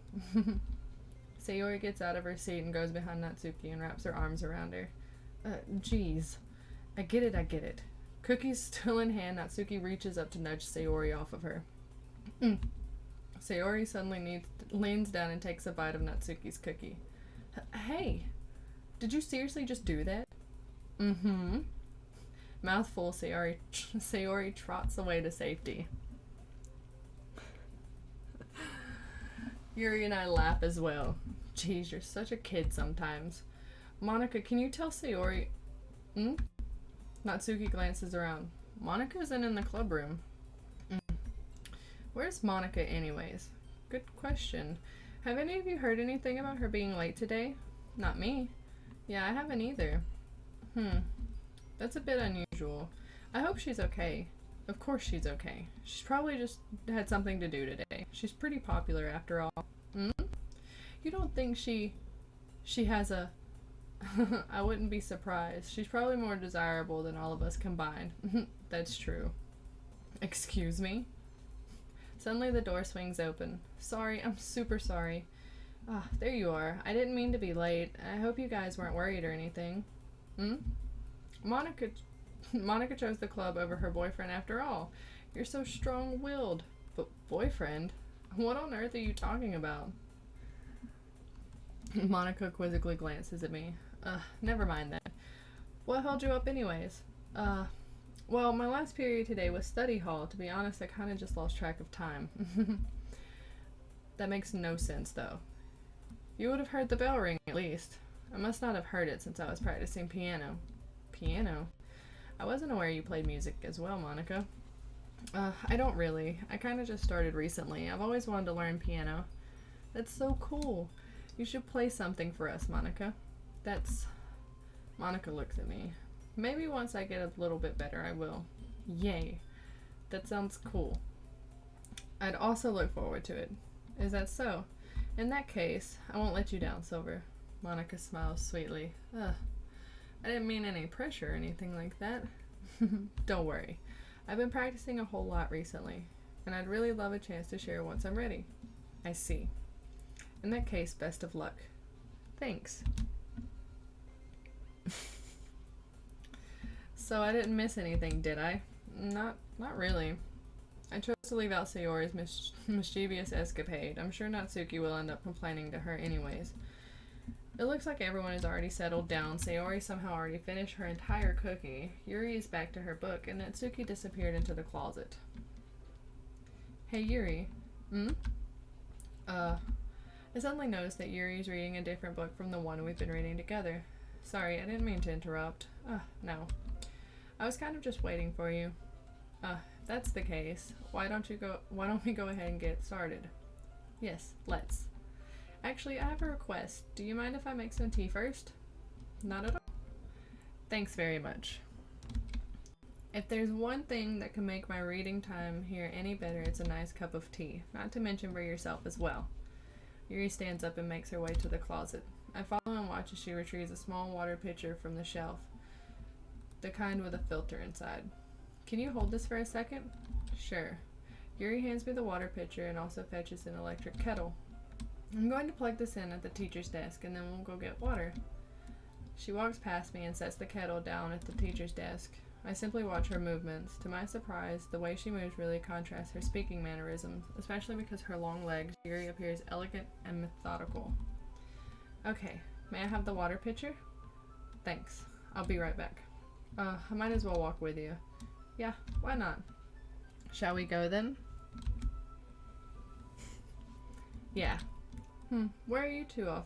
Where are you two off to?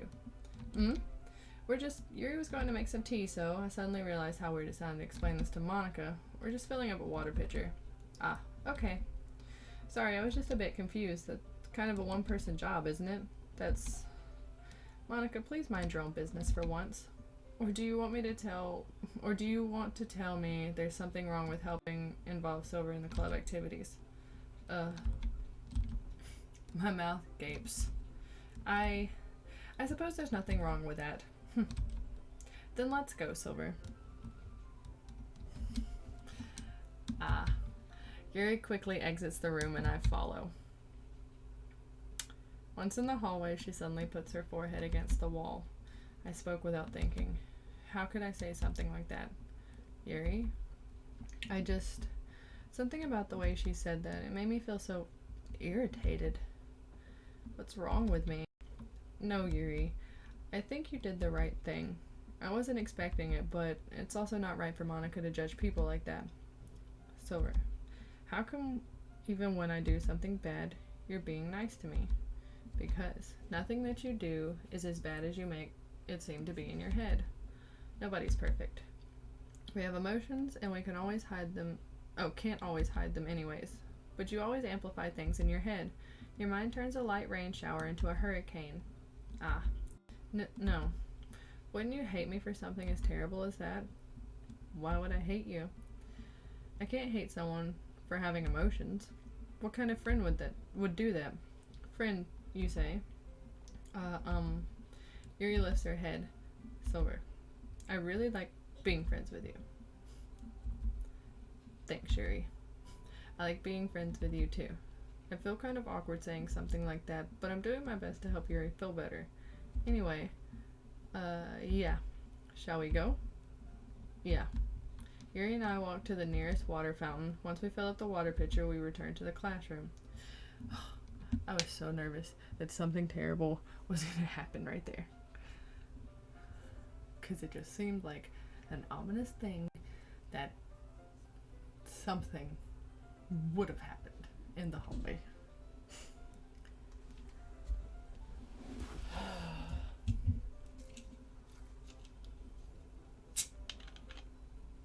Oh, I have the music turned down slightly low because it was really, really loud.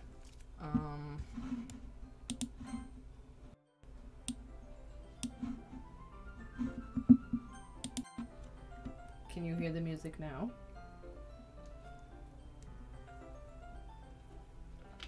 I had to turn down because I couldn't hear myself think.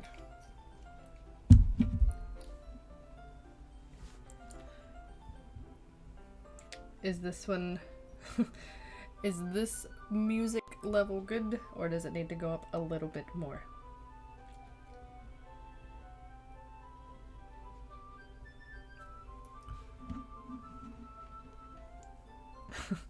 Okay. Silver, do you like oolong tea? Yeah. Anything is fine. Very well. Yuri sets the temperature on the kettle to 200 degrees. Now it's time to get the teapot. You really do this proper, don't you? Of course. I shouldn't do any less when I'm making tea for others, even if I'm not an expert on tea or anything. In that case, you'll only be even more impressed. Perhaps I will. Yuri fetches the teapot and begins measuring the tea leaves. To my surprise, she even starts humming a little to herself. You must be in a good mood now. Is that so? I was letting it show, and you noticed. I was doing a bit of thinking, and I decided that I would try to express myself a little bit more. It turns out it's not very hard for me to do. When it's you who's around anyways. That's great, Yuri. Just don't push yourself too much. You're always worried about me, Silver. It's very endearing. That's Yuri wasn't kidding. I don't even know if I can keep up with this. I watched Yuri pour a cup of tea for each of us. Silver, I have another request. Do you mind if we sit on the floor today? Why is that? It's a little bit easier on my back. Wonder why you have back problems. I can read with my back against the wall rather than bending over at my desk. Sorry, I didn't realize. No worries. I just have back pain fairly regularly, so I do my best to manage it. Is that so? I wonder why that is. It's most likely because your posture, right? Always hunched over like that while reading? Yes. I have terrible reading posture, so that's why we should sit on the floor. Fair enough. I'll go ahead and get the book. Posture problems, yes. Posture problems. I retrieved the book from my bag. I have some chocolate as well. It's a bag of small chocolate candies that I keep hidden from Sayori's candy radar. I take it since it'll go well with the tea. Yuri and I sit against the wall, teacups at our sides. As if in sync, we assume the same reading position as the last time, each holding one half of the book. Except this time, our bodies are even closer to each other. I can't see too well. Yuri slides closer until our shoulders are touching. How am I supposed to focus on reading like this? Yuri was always kind of cute, but when she's being less apprehensive, it's almost more than I can handle. Your teacup. Yuri hands me my teacup. Holding it with my hand that's not holding the book, I end up in a position that makes it even harder to focus, because now I need to worry about making sure I don't accidentally touch her chest. Meanwhile, Yuri hasn't noticed a single thing. She wears her intense reading expression, and I can only presume the world around her has faded away. I use all of my willpower to focus on reading. After a few minutes, I finally manage to relax a little. I put the teacup between my legs and fumble with the chocolate wrapper. Sorry. I briefly let go of the book and finish opening the wrapper. You can have as much as you want. That's okay. I won't take any. Are you sure? Well, if I touch it, then it might get smudges on the pages. You're right. I didn't even think about that. My bad. No need to apologize. I'll hold the book, okay? Are you sure? Of course. Aw, she's so cute. Yuri opens the book with both hands. She holds it so that I don't have any harder of a time reading from it. But as a result, her left arm is practically resting on top of my leg. Well, in that case, Yuri's already totally focused on reading again. I take a chocolate candy and pop it in my mouth. Then I take another chocolate and I hold it up to Yuri. She doesn't even look away from the book. She simply parts her lips as if the situation was completely natural. But that means I can't stop here. I apprehensively place the chocolate in her mouth. Just like that, Yuri closes her lips over it. Yuri's expression suddenly breaks. Did I just... Yuri looks at me like she needs to confirm what just happened. Silver? Sorry. I guess I shouldn't have done that. Well, you were just helping. That's something that friends do, right? I mean, not really in this kind of context, but yeah. That's all it was. Yeah. Then you don't need to stop or anything. I see. The situation has gotten really tense. Yuri tries to return the book, but I can tell just by her expression that even she can't focus now. My heart is pounding. I nervously take another chocolate between my fingers, but this time Yuri's eyes meet mine. How did it even come to this? Yuri doesn't avert her gaze. I notice that her chest rising and falling with the rhythm of her breath. I raise my arm. Like before, Yuri parts her lips, but it's different this time. I take the chocolate and place it in her mouth. I feel her hot breath on my fingers. Okay, everyone. Yuri jolts back up.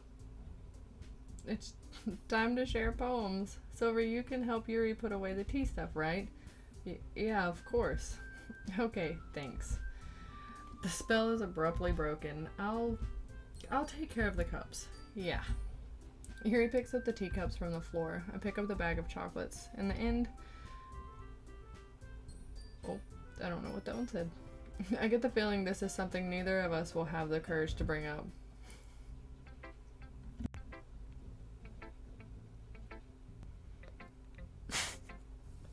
Monica is so interrupting of everything. She startles me every time. You're gonna say Ori. Again, first. Ooh, I like this one, Silver. It has some nice feelings in it. I'm glad. Still though, your tone makes it sound like you liked yesterday's poem better. I guess you caught me. Sometimes you know me a little too well for my own good. Well, don't just try to be nice about it. If I'm doing a bad job, then I'd rather just hear it. No. I still like this one, I promise. You know, I wouldn't lie to you, Silver. Never ever. Yeah, I guess so. What made yesterday's poem so great compared to this one, then? Well, I'm not very good at figuring out if poems are good or bad, but that's why I just go by my heart. If it makes me feel things, then it must be a good poem. I'm not sure that's exactly how it works.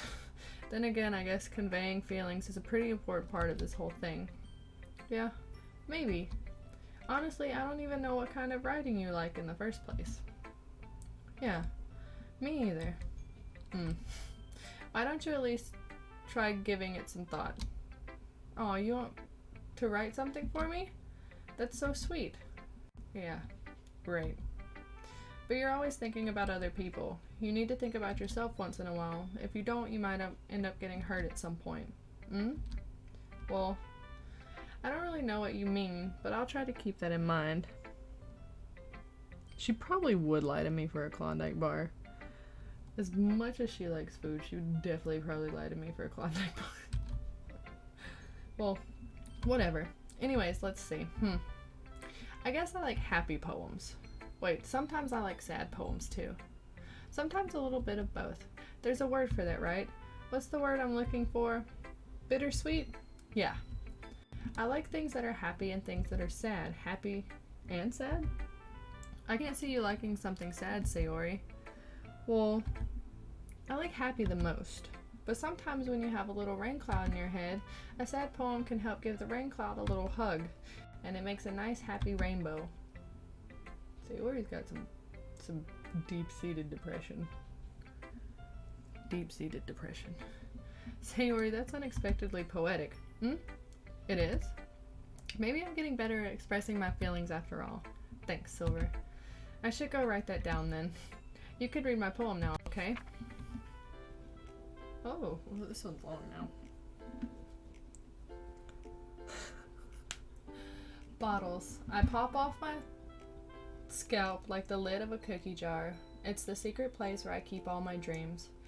Little balls of sunshine, all rubbing together like a bundle of kittens. I reach inside with my thumb and forefinger and pluck one out. It's warm and tingly, but there's no time to waste. I put it in a bottle to keep it safe, and I put the bottle on a shelf with all the other bottles. Happy thoughts, happy thoughts, happy thoughts in bottles, all in a row. My collection makes me lots of friends, each bottle a starlight to make amends. Sometimes my friends feel a certain way, down comes a bottle to save the day. Night after night, more dreams, friend after friend, more bottles. Deeper and deeper my fingers go, like exploring a dark cave, discovering the secret hiding in the nooks and crannies. Digging and digging, scraping and scraping. I blow dust off my bottle caps. It doesn't feel like time elapsed. My empty shelf could use some more. My friends look through my locked front door. Finally all done, I open up, and in come my friends. And they come in such a hurry. Do they want my bottles that much? I frantically pull them from the shelf, one after the other, holding them out to each and every friend. Each and every bottle, but every time I let one go, it shatters against the tile between my feet. Happy thoughts, happy thoughts, happy thoughts in shards all over the floor. They were supposed to be for my friends who aren't smiling. They're all shouting, pleading something. But all I hear is echo, echo, echo, echo, echo inside my head. Like I said, Sayori's got some deep-seated depression. Like, I feel really bad for her. Like, it's so sad. Holy crap. Sayori, did you really write this? Of course I did. Didn't I tell you yesterday I was gonna write the best poem ever? Yeah, but... I mean, I didn't expect something like this coming from you. Monica taught me a whole lot, and I've really been in touch with my feelings recently. I see that. It's almost kind of creepy. Creepy? Well, not exactly. Maybe because I'm so used to you being cheerful. Well, never mind. I'm thinking too hard about it. The point is, it came out good, so you should be proud of it. Aw, thanks. I feel like I was meant to express myself this way. It even helps me understand my own feelings a little bit better. Writing is like magic. It really was a cry, like more a cry for help, but I feel like my character is just really, really focused on more things than one to realize. Even though I feel like this character, even though if they weren't focused on more things than one, they still would probably not get the hint of the cry for help, of her trying to help everybody and make everybody happy instead of like taking care of herself and giving everything that she has away and having nothing in the end. So, I don't know. This character just doesn't see her breaking herself down for everybody else and leaving nothing for herself. You've gotten pretty passionate about this, huh? I hope you keep it up. Yeah. Writing's the best. I'm gonna keep writing until I die. Oh. Oh. Oh, don't get ahead of yourself. Sayori always has a habit of getting obsessed with something before dropping it no more than a week later. Oh no. I wonder if this was one of those times. But seeing the passion in her eyes makes it hard for me to be pessimistic. Okay, let's go to Yuri next. Let's see what you've written for today. Yuri stares at the poem with a surprised expression on her face. Do you like it? Silver, this one might even be better than yesterday's. How did you even pick up on this so quickly? Just yesterday I was telling you the kind of techniques worth practicing. Maybe that's why. You did a good job explaining. I really want to try giving it more imagery. Yuri visibly swallows. Even her hands appear sweaty. I'm not used to this. Used to what? I don't know. It's fine, take your time. Yuri breathes and collects her thoughts. I know that Yuri likes to think before she speaks, so I offer that patience to her. Yeah. Just being appreciated like this, I guess. It probably sounds really stupid, but seeing someone motivated by my writing, it just makes me really happy. Are you saying you've never shared your writing before? Yuri nods. Really? I don't believe it. I really only write for myself. And besides, people would just laugh at me. Do you really think that? Again, Yuri nods. Even your close friends? Yuri doesn't respond to that. I wonder why. Anyway, do you want to share the poem? Do you want to share the poem you wrote today? Yeah, I do. If it's with you. Oh, her handwriting is so pretty, but it's so hard for me to read sometimes, even with my glasses on. The raccoon. It happened in the dead of night while I was slicing bread for a guilty snack. My attention was caught by the scuttering of a raccoon outside my window. That was, I believe, the first time I noticed my strange tendencies as an unordinary human. I gave the raccoon a piece of bread, my subconscious well aware of the consequences, well aware that a raccoon that is fed will always come back for more. The enticing beauty of my cutting knife was the symptom. The bread, my hungry curiosity. The raccoon, an urge. The moon increments its phase and reflects that much more light off of my cutting knife. The very same light that glistens in the eyes of my raccoon friend. I slice the bread, fresh and soft, the raccoon becomes excited. Or perhaps I'm merely projecting my emotions onto the newly satisfied animal. The raccoon is taken to following me. You could say we've gotten quite used to each other. The raccoon becomes hungry more and more frequently, so my bread is always handy. Every time I brandish my cutting knife, the raccoon shows me its excitement. A rush of blood. Classic.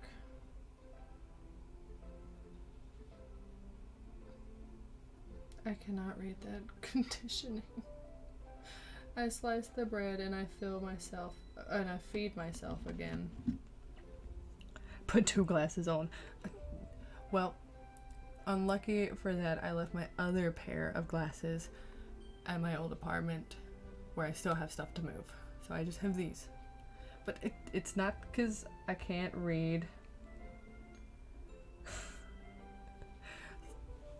It's not because I can't read it or can't see. It's just because the script is so, I don't know, flowy. Makes it hard. But I feel like Yuri has, so Sayori's got a depression, like a deep-seated depression. Yuri has a cutting problem, obviously. I don't know about the other two, but I know these two. Picking up things as it goes. Oh my god, why? Okay. I was a little more daring with this one than yesterday's. I can see that. It's a lot more metaphorical. I don't know if it's my fault, but I can't begin to imagine what this poem is about. That's right. It's a bit closer to my preferred writing style, using the poem as a canvas to express vivid imagery and conveying emotions throughout them.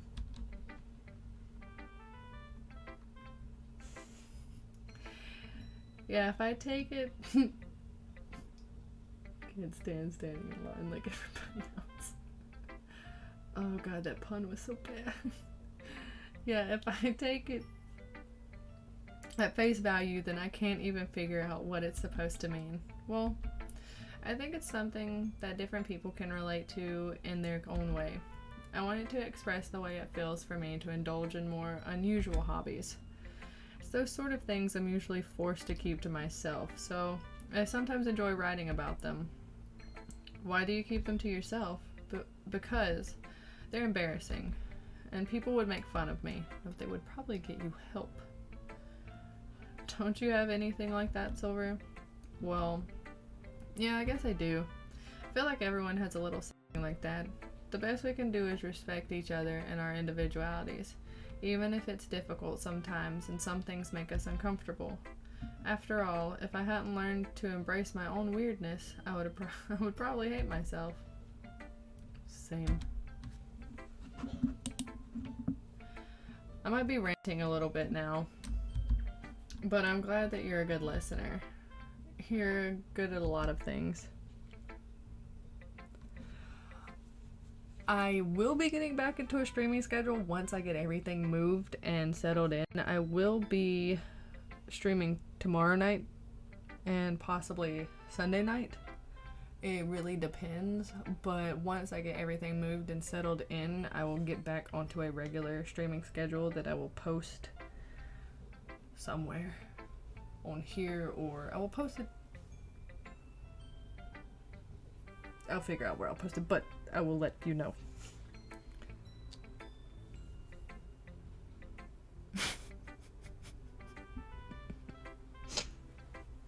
That image. Writing, listening. There really aren't many people like you, Silver. That's exaggerating a little bit.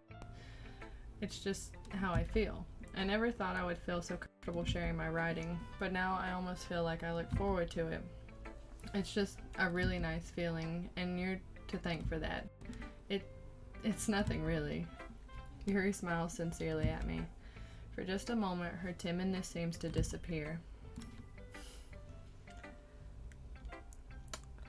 I probably should put my Twitter back up.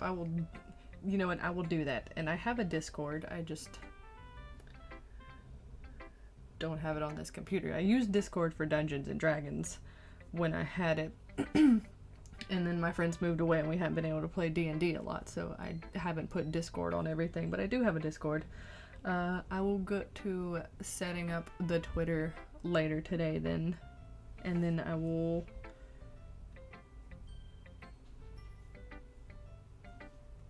put out what the Twitter is on one of these screens. I know I have it. I think I'll put it on my offline screen. Yeah, I play D&D. I haven't in a while since everybody's been moving, but we have been trying to get back into it. Okay, let's go to Natsuki and see what deep-seated secrets she's hiding. Well, I can admit that it's better than the last one. It's nice to see that you're putting in some effort. That's good. But I still don't like this at all. It's trying too hard to be serious. What do you mean by that? Poems don't need to be all deep-sounding to express something.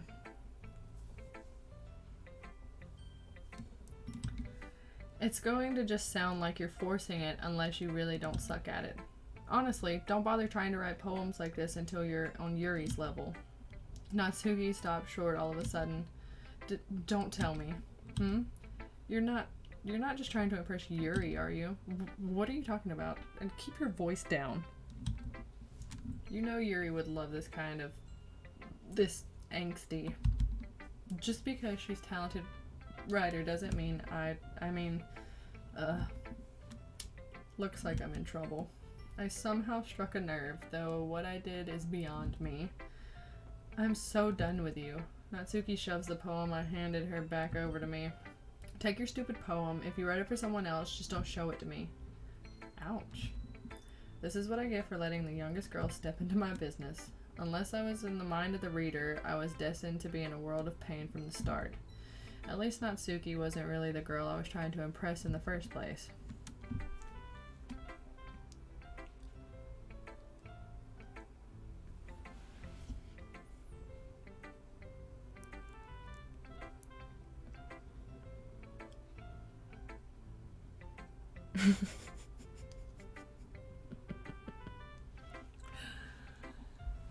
Aw, I didn't even get to read hers. That's upsetting. Okay, Monica. Here we go. Hi again, Silver. How's the writing going? Alright, I guess. I'll take that. As long as it's not going bad. I'm happy that you're applying yourself. Maybe soon you'll come up with a masterpiece. I wouldn't count on that. You never know. Want to share what you wrote for today? Sure. Here you go. I give my poem to Monica. Alright. This one's good. It feels like you're not only getting more comfortable with your style, but the imagery is better than the last one I read. Just wondering, but have you been finding inspiration in Yuri's writing style? I guess so. You can't deny that she's talented. Yeah, totally. I think her poems are the most romantic. That's the best way to describe it. She's like a totally different person when she picks up a pen. I noticed that too. Or when she's talking about literature, it's like a light turns on inside her. Sadly, it's hard to get much personal conversation out of her. Trust me, I've tried. Who knows what goes on in that head of hers? I hope you don't mean that in a bad way. No, of course not. I just mean that I wish that she didn't keep so much to herself.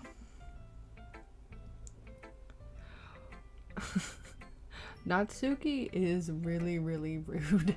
Like, the rudest.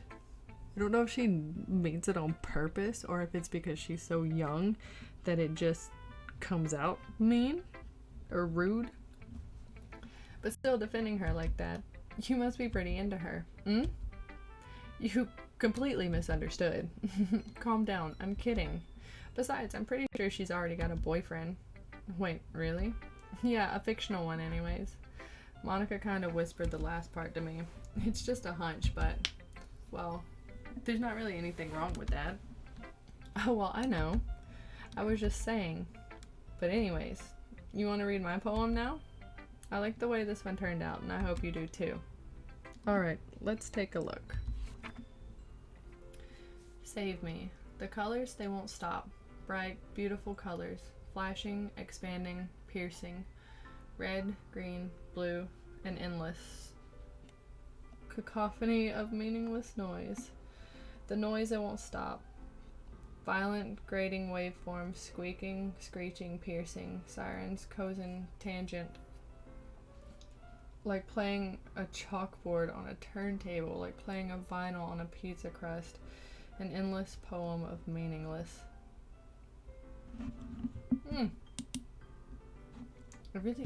I really like being on her poems just because the piano in the background is so nice.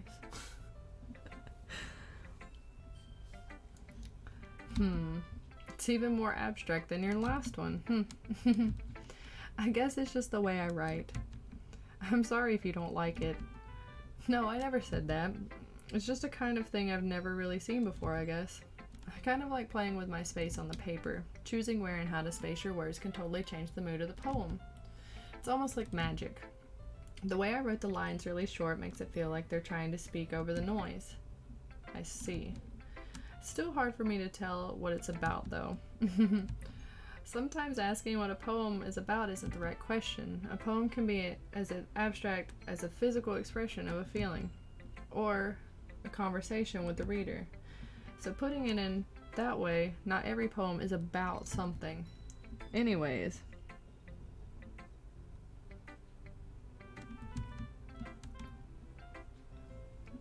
I could have kept scrolling. Ow, my shoulder popped. Oh, did I miss something? Here's Monica's writing tip of the day. Sometimes you'll find yourself facing a difficult decision. When that happens, don't forget to save your game. You never know when you might change your mind, or when something unexpected may happen. Wait, is this tip even about writing? What am I even talking about? That's my advice for today. Thanks for listening. Okay, everyone. We're all done reading each other's poems, right? Yeah, that was my... Oh, it just said load me at the end. Oh, okay. Yeah, that was my shoulder popping. My mic that I have picks up everything. Like, everything. And I'm not even, like, close to it at all. Like, I'm sitting a good ways away from the mic. We're all done reading each other's poems, right? I have something extra planned today, so if everyone could come sit at the front of the room. Is it about the festival? Well, sort of. Do we really have to do something for the festival?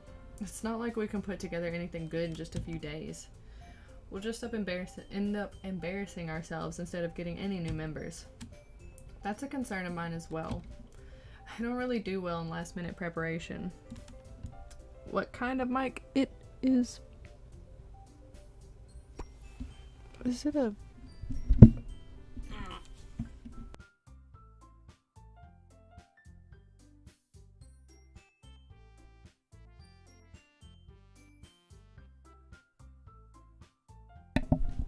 I don't know if it's Yeti, but it's blue. It says blue on it. I can't remember what kind it was, but it was a gift from a friend. So... It works really well, though. I mean, for what I need it for, but... I don't really do well with last-minute preparations. Don't worry so much. We're going to keep it simple, okay? We won't need much more than a few decorations. Sayori has been working on posters, and I've designed some pamphlets that we can give out during the events. Okay, that's great and all, but that doesn't tell us what we're actually going to be doing for the event. Sorry, I thought you heard about it already. We're going to be performing. Performing? Monica? Yeah, we're going to have a poetry performance. Each of us are going to choose a poem to recite during the event. But the cool part is we're also going to let anyone else come up and recite poems too.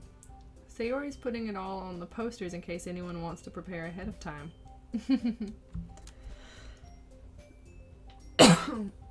Sorry.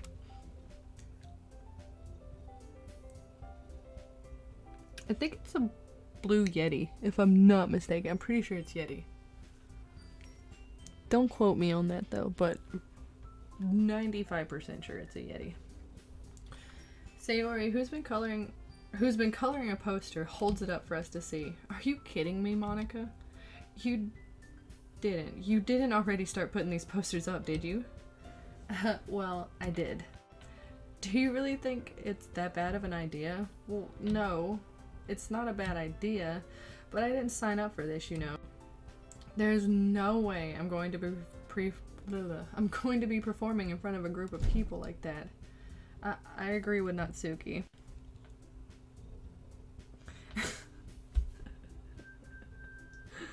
I could never in my life do something like that. Imagining it, Yuri shakes her head in fear. Guys. No, Sayori. I understand where they're coming from. Remember that Natsuki and Yuri have never shared their poems with anyone until just a couple days ago. It's a lot to ask for them to recite their poems out loud to a whole room full of people. If you get a whole room full of people. I guess I kind of overlooked that, so I'm sorry. But I still think we should give it our best. We're the only ones responsible for the fate of this club. If we start the event and each put on a good performance, then it will inspire others to do the same. And the more people who perform, the better we'll be able to show everyone what literature is all about. Yeah. It's about expressing your feelings, being intimate with yourself, finding new horizons, and having fun. That's right. And it's those reasons that we're all in this club today. Don't you want to share that with others? To inspire them to find the same feelings that brought you here in the first place? I know you do. I know we all do. And if all that takes is standing in front of a room for 2 minutes and reciting a poem, then I know you can do it.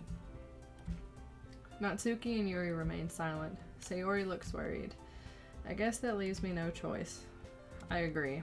I don't think it's too much to ask. I think that Sayori and Monica have been trying really hard to get new members. The least we can do is help them out a little bit. Well, maybe, but it looks like Natsuki doesn't have any arguments left. You know, I feel like nobody else goes to school here either. I think it's just us 5 people. Just 5 students in this school. It looks like Natsuki doesn't have any arguments left. Okay, fine. I guess I'll just have to get it over with. Alright. Phew. Thanks, Natsuki. What about you, Yuri? Yuri dejectedly glances around at everyone else's expectant faces. I guess I really don't have a choice. That's everyone. You're the best, Yuri. This club is seriously going to be the death of me. All this foreshadowing, man. Oh gosh. You'll be fine, Yuri. But anyways, let's move on to the main event. I want each of you to choose a poem of yours. We're going to practice reciting them in front of each other. No way. Monica. This is too sudden. Well, if you can't recite your poem in front of the club, how do you expect to do it in front of strangers? Oh no. Don't worry. I'll start off to help everyone feel a little more comfortable. Can I go next? Of course. Now let's see. Monica flips through her notebook to a specific poem she has in mind for herself. She then stands behind the podium. The title of this poem is The Way They Fly. Monica begins reciting her poem. Her clear, confident voice fills the room. More than that, her inflection is pristine. She knows exactly how to apply emotion behind each line she recites, bringing the words to life. Is this something she's done before, or is she simply a natural? I glance around me. Everyone has their eyes on Monica. Sayori looks amazed. Yuri has an intense expression on her face that I don't understand, and finally Monica finishes the recitation. The 4 of us applaud. Monica takes a breath and smiles. That was so good, Monica. Thank you very much. I was just hoping to set a good example. Are you ready to go next, Sayori? I'll go next. Yuri's fired up all of a sudden. Yuri clutches a sheet of paper between her hands and stands up. Keeping her head down, she walks quickly over to the podium. This poem is called... Yuri anxiously glances at each of us. You can do it, Yuri. It's called Aftermage of the Crimson Eye. Yuri's voice shakes as she starts reading the poem. Just a moment ago, she practically refused to do this. I don't even know how to pronounce that. I don't know what kind of noise that is. Why is she suddenly putting in so much effort? As Yuri gets past the first couple of lines, her voice changes. It's almost like what happens when Yuri gets absorbed into her books. Her quivering words transform into sharp syllables of a fierce and confident woman. Wah. Like, what is it? The Princess Diaries? When she's like, I look like a moose. And he's like, yes, but a very pretty moose. Make all the other boy mooses go, wah. Like that noise? Because that's all I can think of is a moose noise. The poem is full of twists and turns in its structure that she enunciates with perfect timing. This must be a rare glimpse into the whirling fire Yuri keeps concealed inside her head. Suddenly, she finishes. Everyone is stunned. Yuri snaps back into reality and glances around her as if she's bewildered even herself. It's up to me to save the situation. I'm the first person to start applauding. Everyone joins me afterwards and gives Yuri the recognition she deserves. It's not that we don't want to applaud for her, but we were so caught off guard that we must have forgotten. As we applauded, Yuri holds the poem to her chest and rushes back into her seat. Yuri, that was really good. Thank you for sharing. Looks like Yuri is down for the count. Okay. I guess I'm next then. Sayori hops out of her chair and cheerfully walks to the podium. This one's called My Meadow. Sorry, I giggled. Sayori, it's a lot harder than I thought. How'd you guys do it so easily? Try not to think of it like you're reading or reciting to others. Imagine you're reciting it to yourself, like in front of a mirror or in your own head. It's your poem, so it'll come out the best that way. I see. Okay then. Sayori begins her poems. Somehow it feels like her soft voice was made as a perfect match. The poem isn't aimlessly cheery like Sayori is. It's serene and bittersweet. If I were to read this on paper, I probably wouldn't think much of it, but hearing it come from Sayori's voice almost gives it a whole new meaning. Maybe this is what Sayori meant when she said she likes my poems.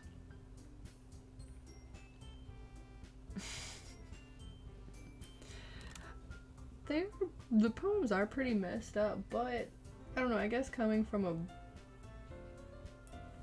literary background in a way, I can understand it, but they are still really, really messed up. I don't know how I'd feel hearing them recited like out loud by the person who can actually put the actual feeling into it that they're feeling. I don't know how I'd feel about that. Maybe this is what Sayori meant when she said she likes my poems. It's like I get to reach more deeply into someone I thought I knew through and through. Sayori finishes and we applaud. I did it. Good job, Sayori. Even Silver liked it. I guess that's a good sign. What does that even mean? It came out nicely, Sayori. The atmosphere of the poem fits you really nicely. But it might be that other poems wouldn't work quite as well with that kind of delivery. I don't really understand. In other words, I've seen poems of yours where that sort of gentle delivery wouldn't work as well.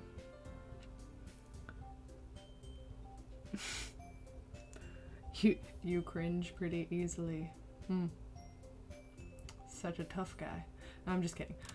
Certain things make me cringe too.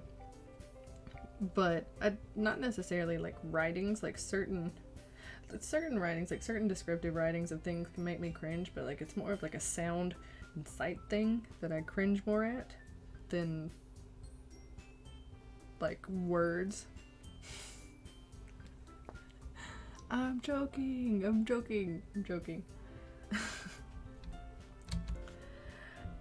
They might need a little more force behind them depending on what you're reading. Oh, I know what you mean.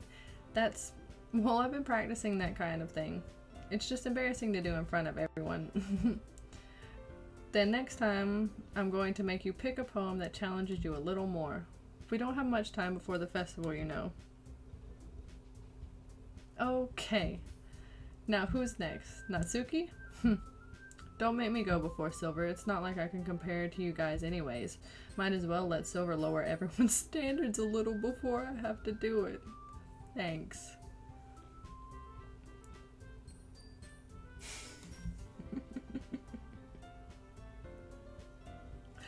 Natsuki.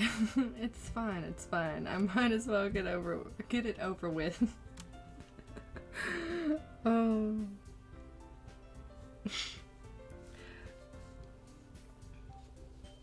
So, what kind of things make you cringe then, Red? Like, is it like the whole dark, depressing thing that makes you cringe, or is it like the imagery of the poem that makes you cringe? I don't know if I haven't really read. I read one of Natsuki's poems. I didn't get to read the other one. I only got to read the one about people not really having much to do with themselves. They only try. But it's not like I have much of a selection of what to read. I'll just have to go with what I wrote for today. I stand up and step in front of the podium. Everyone has their eyes on me, making me feel terribly awkward. I recite my poem. Since I'm not exactly confident in my own writing, it's hard to put energy into it. Despite that, once I finish, I receive applause anyways. Sorry, I'm not really as good as everyone else. Don't worry about it so much. Yeah, I only saw one of her poems. Because the other one she got mad and pushed my poem back at me, so I didn't get to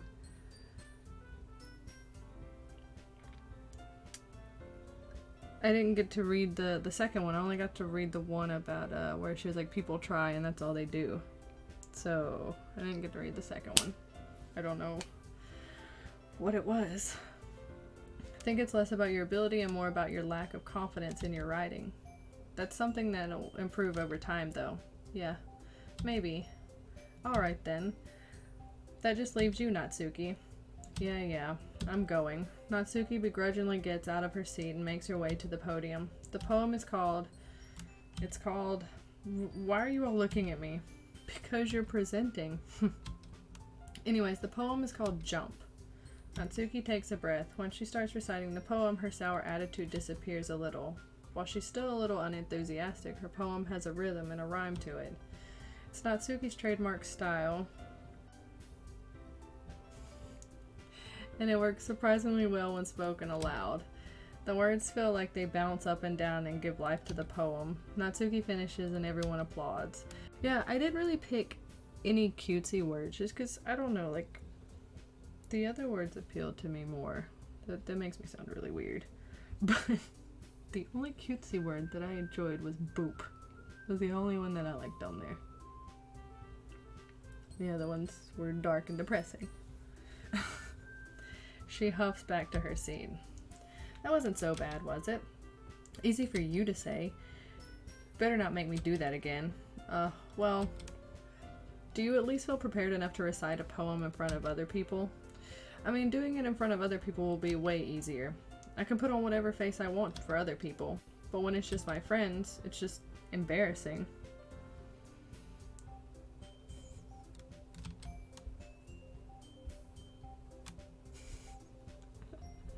It's a surprise, Natsuki. I think it would be the other way around for me. Well, that's just how it is, so... Well, I guess in that case, you won't have very much to worry about for the festival. That said, I want to thank everyone for coming through. It might be hard, but I hope you all have an idea of what it's like now.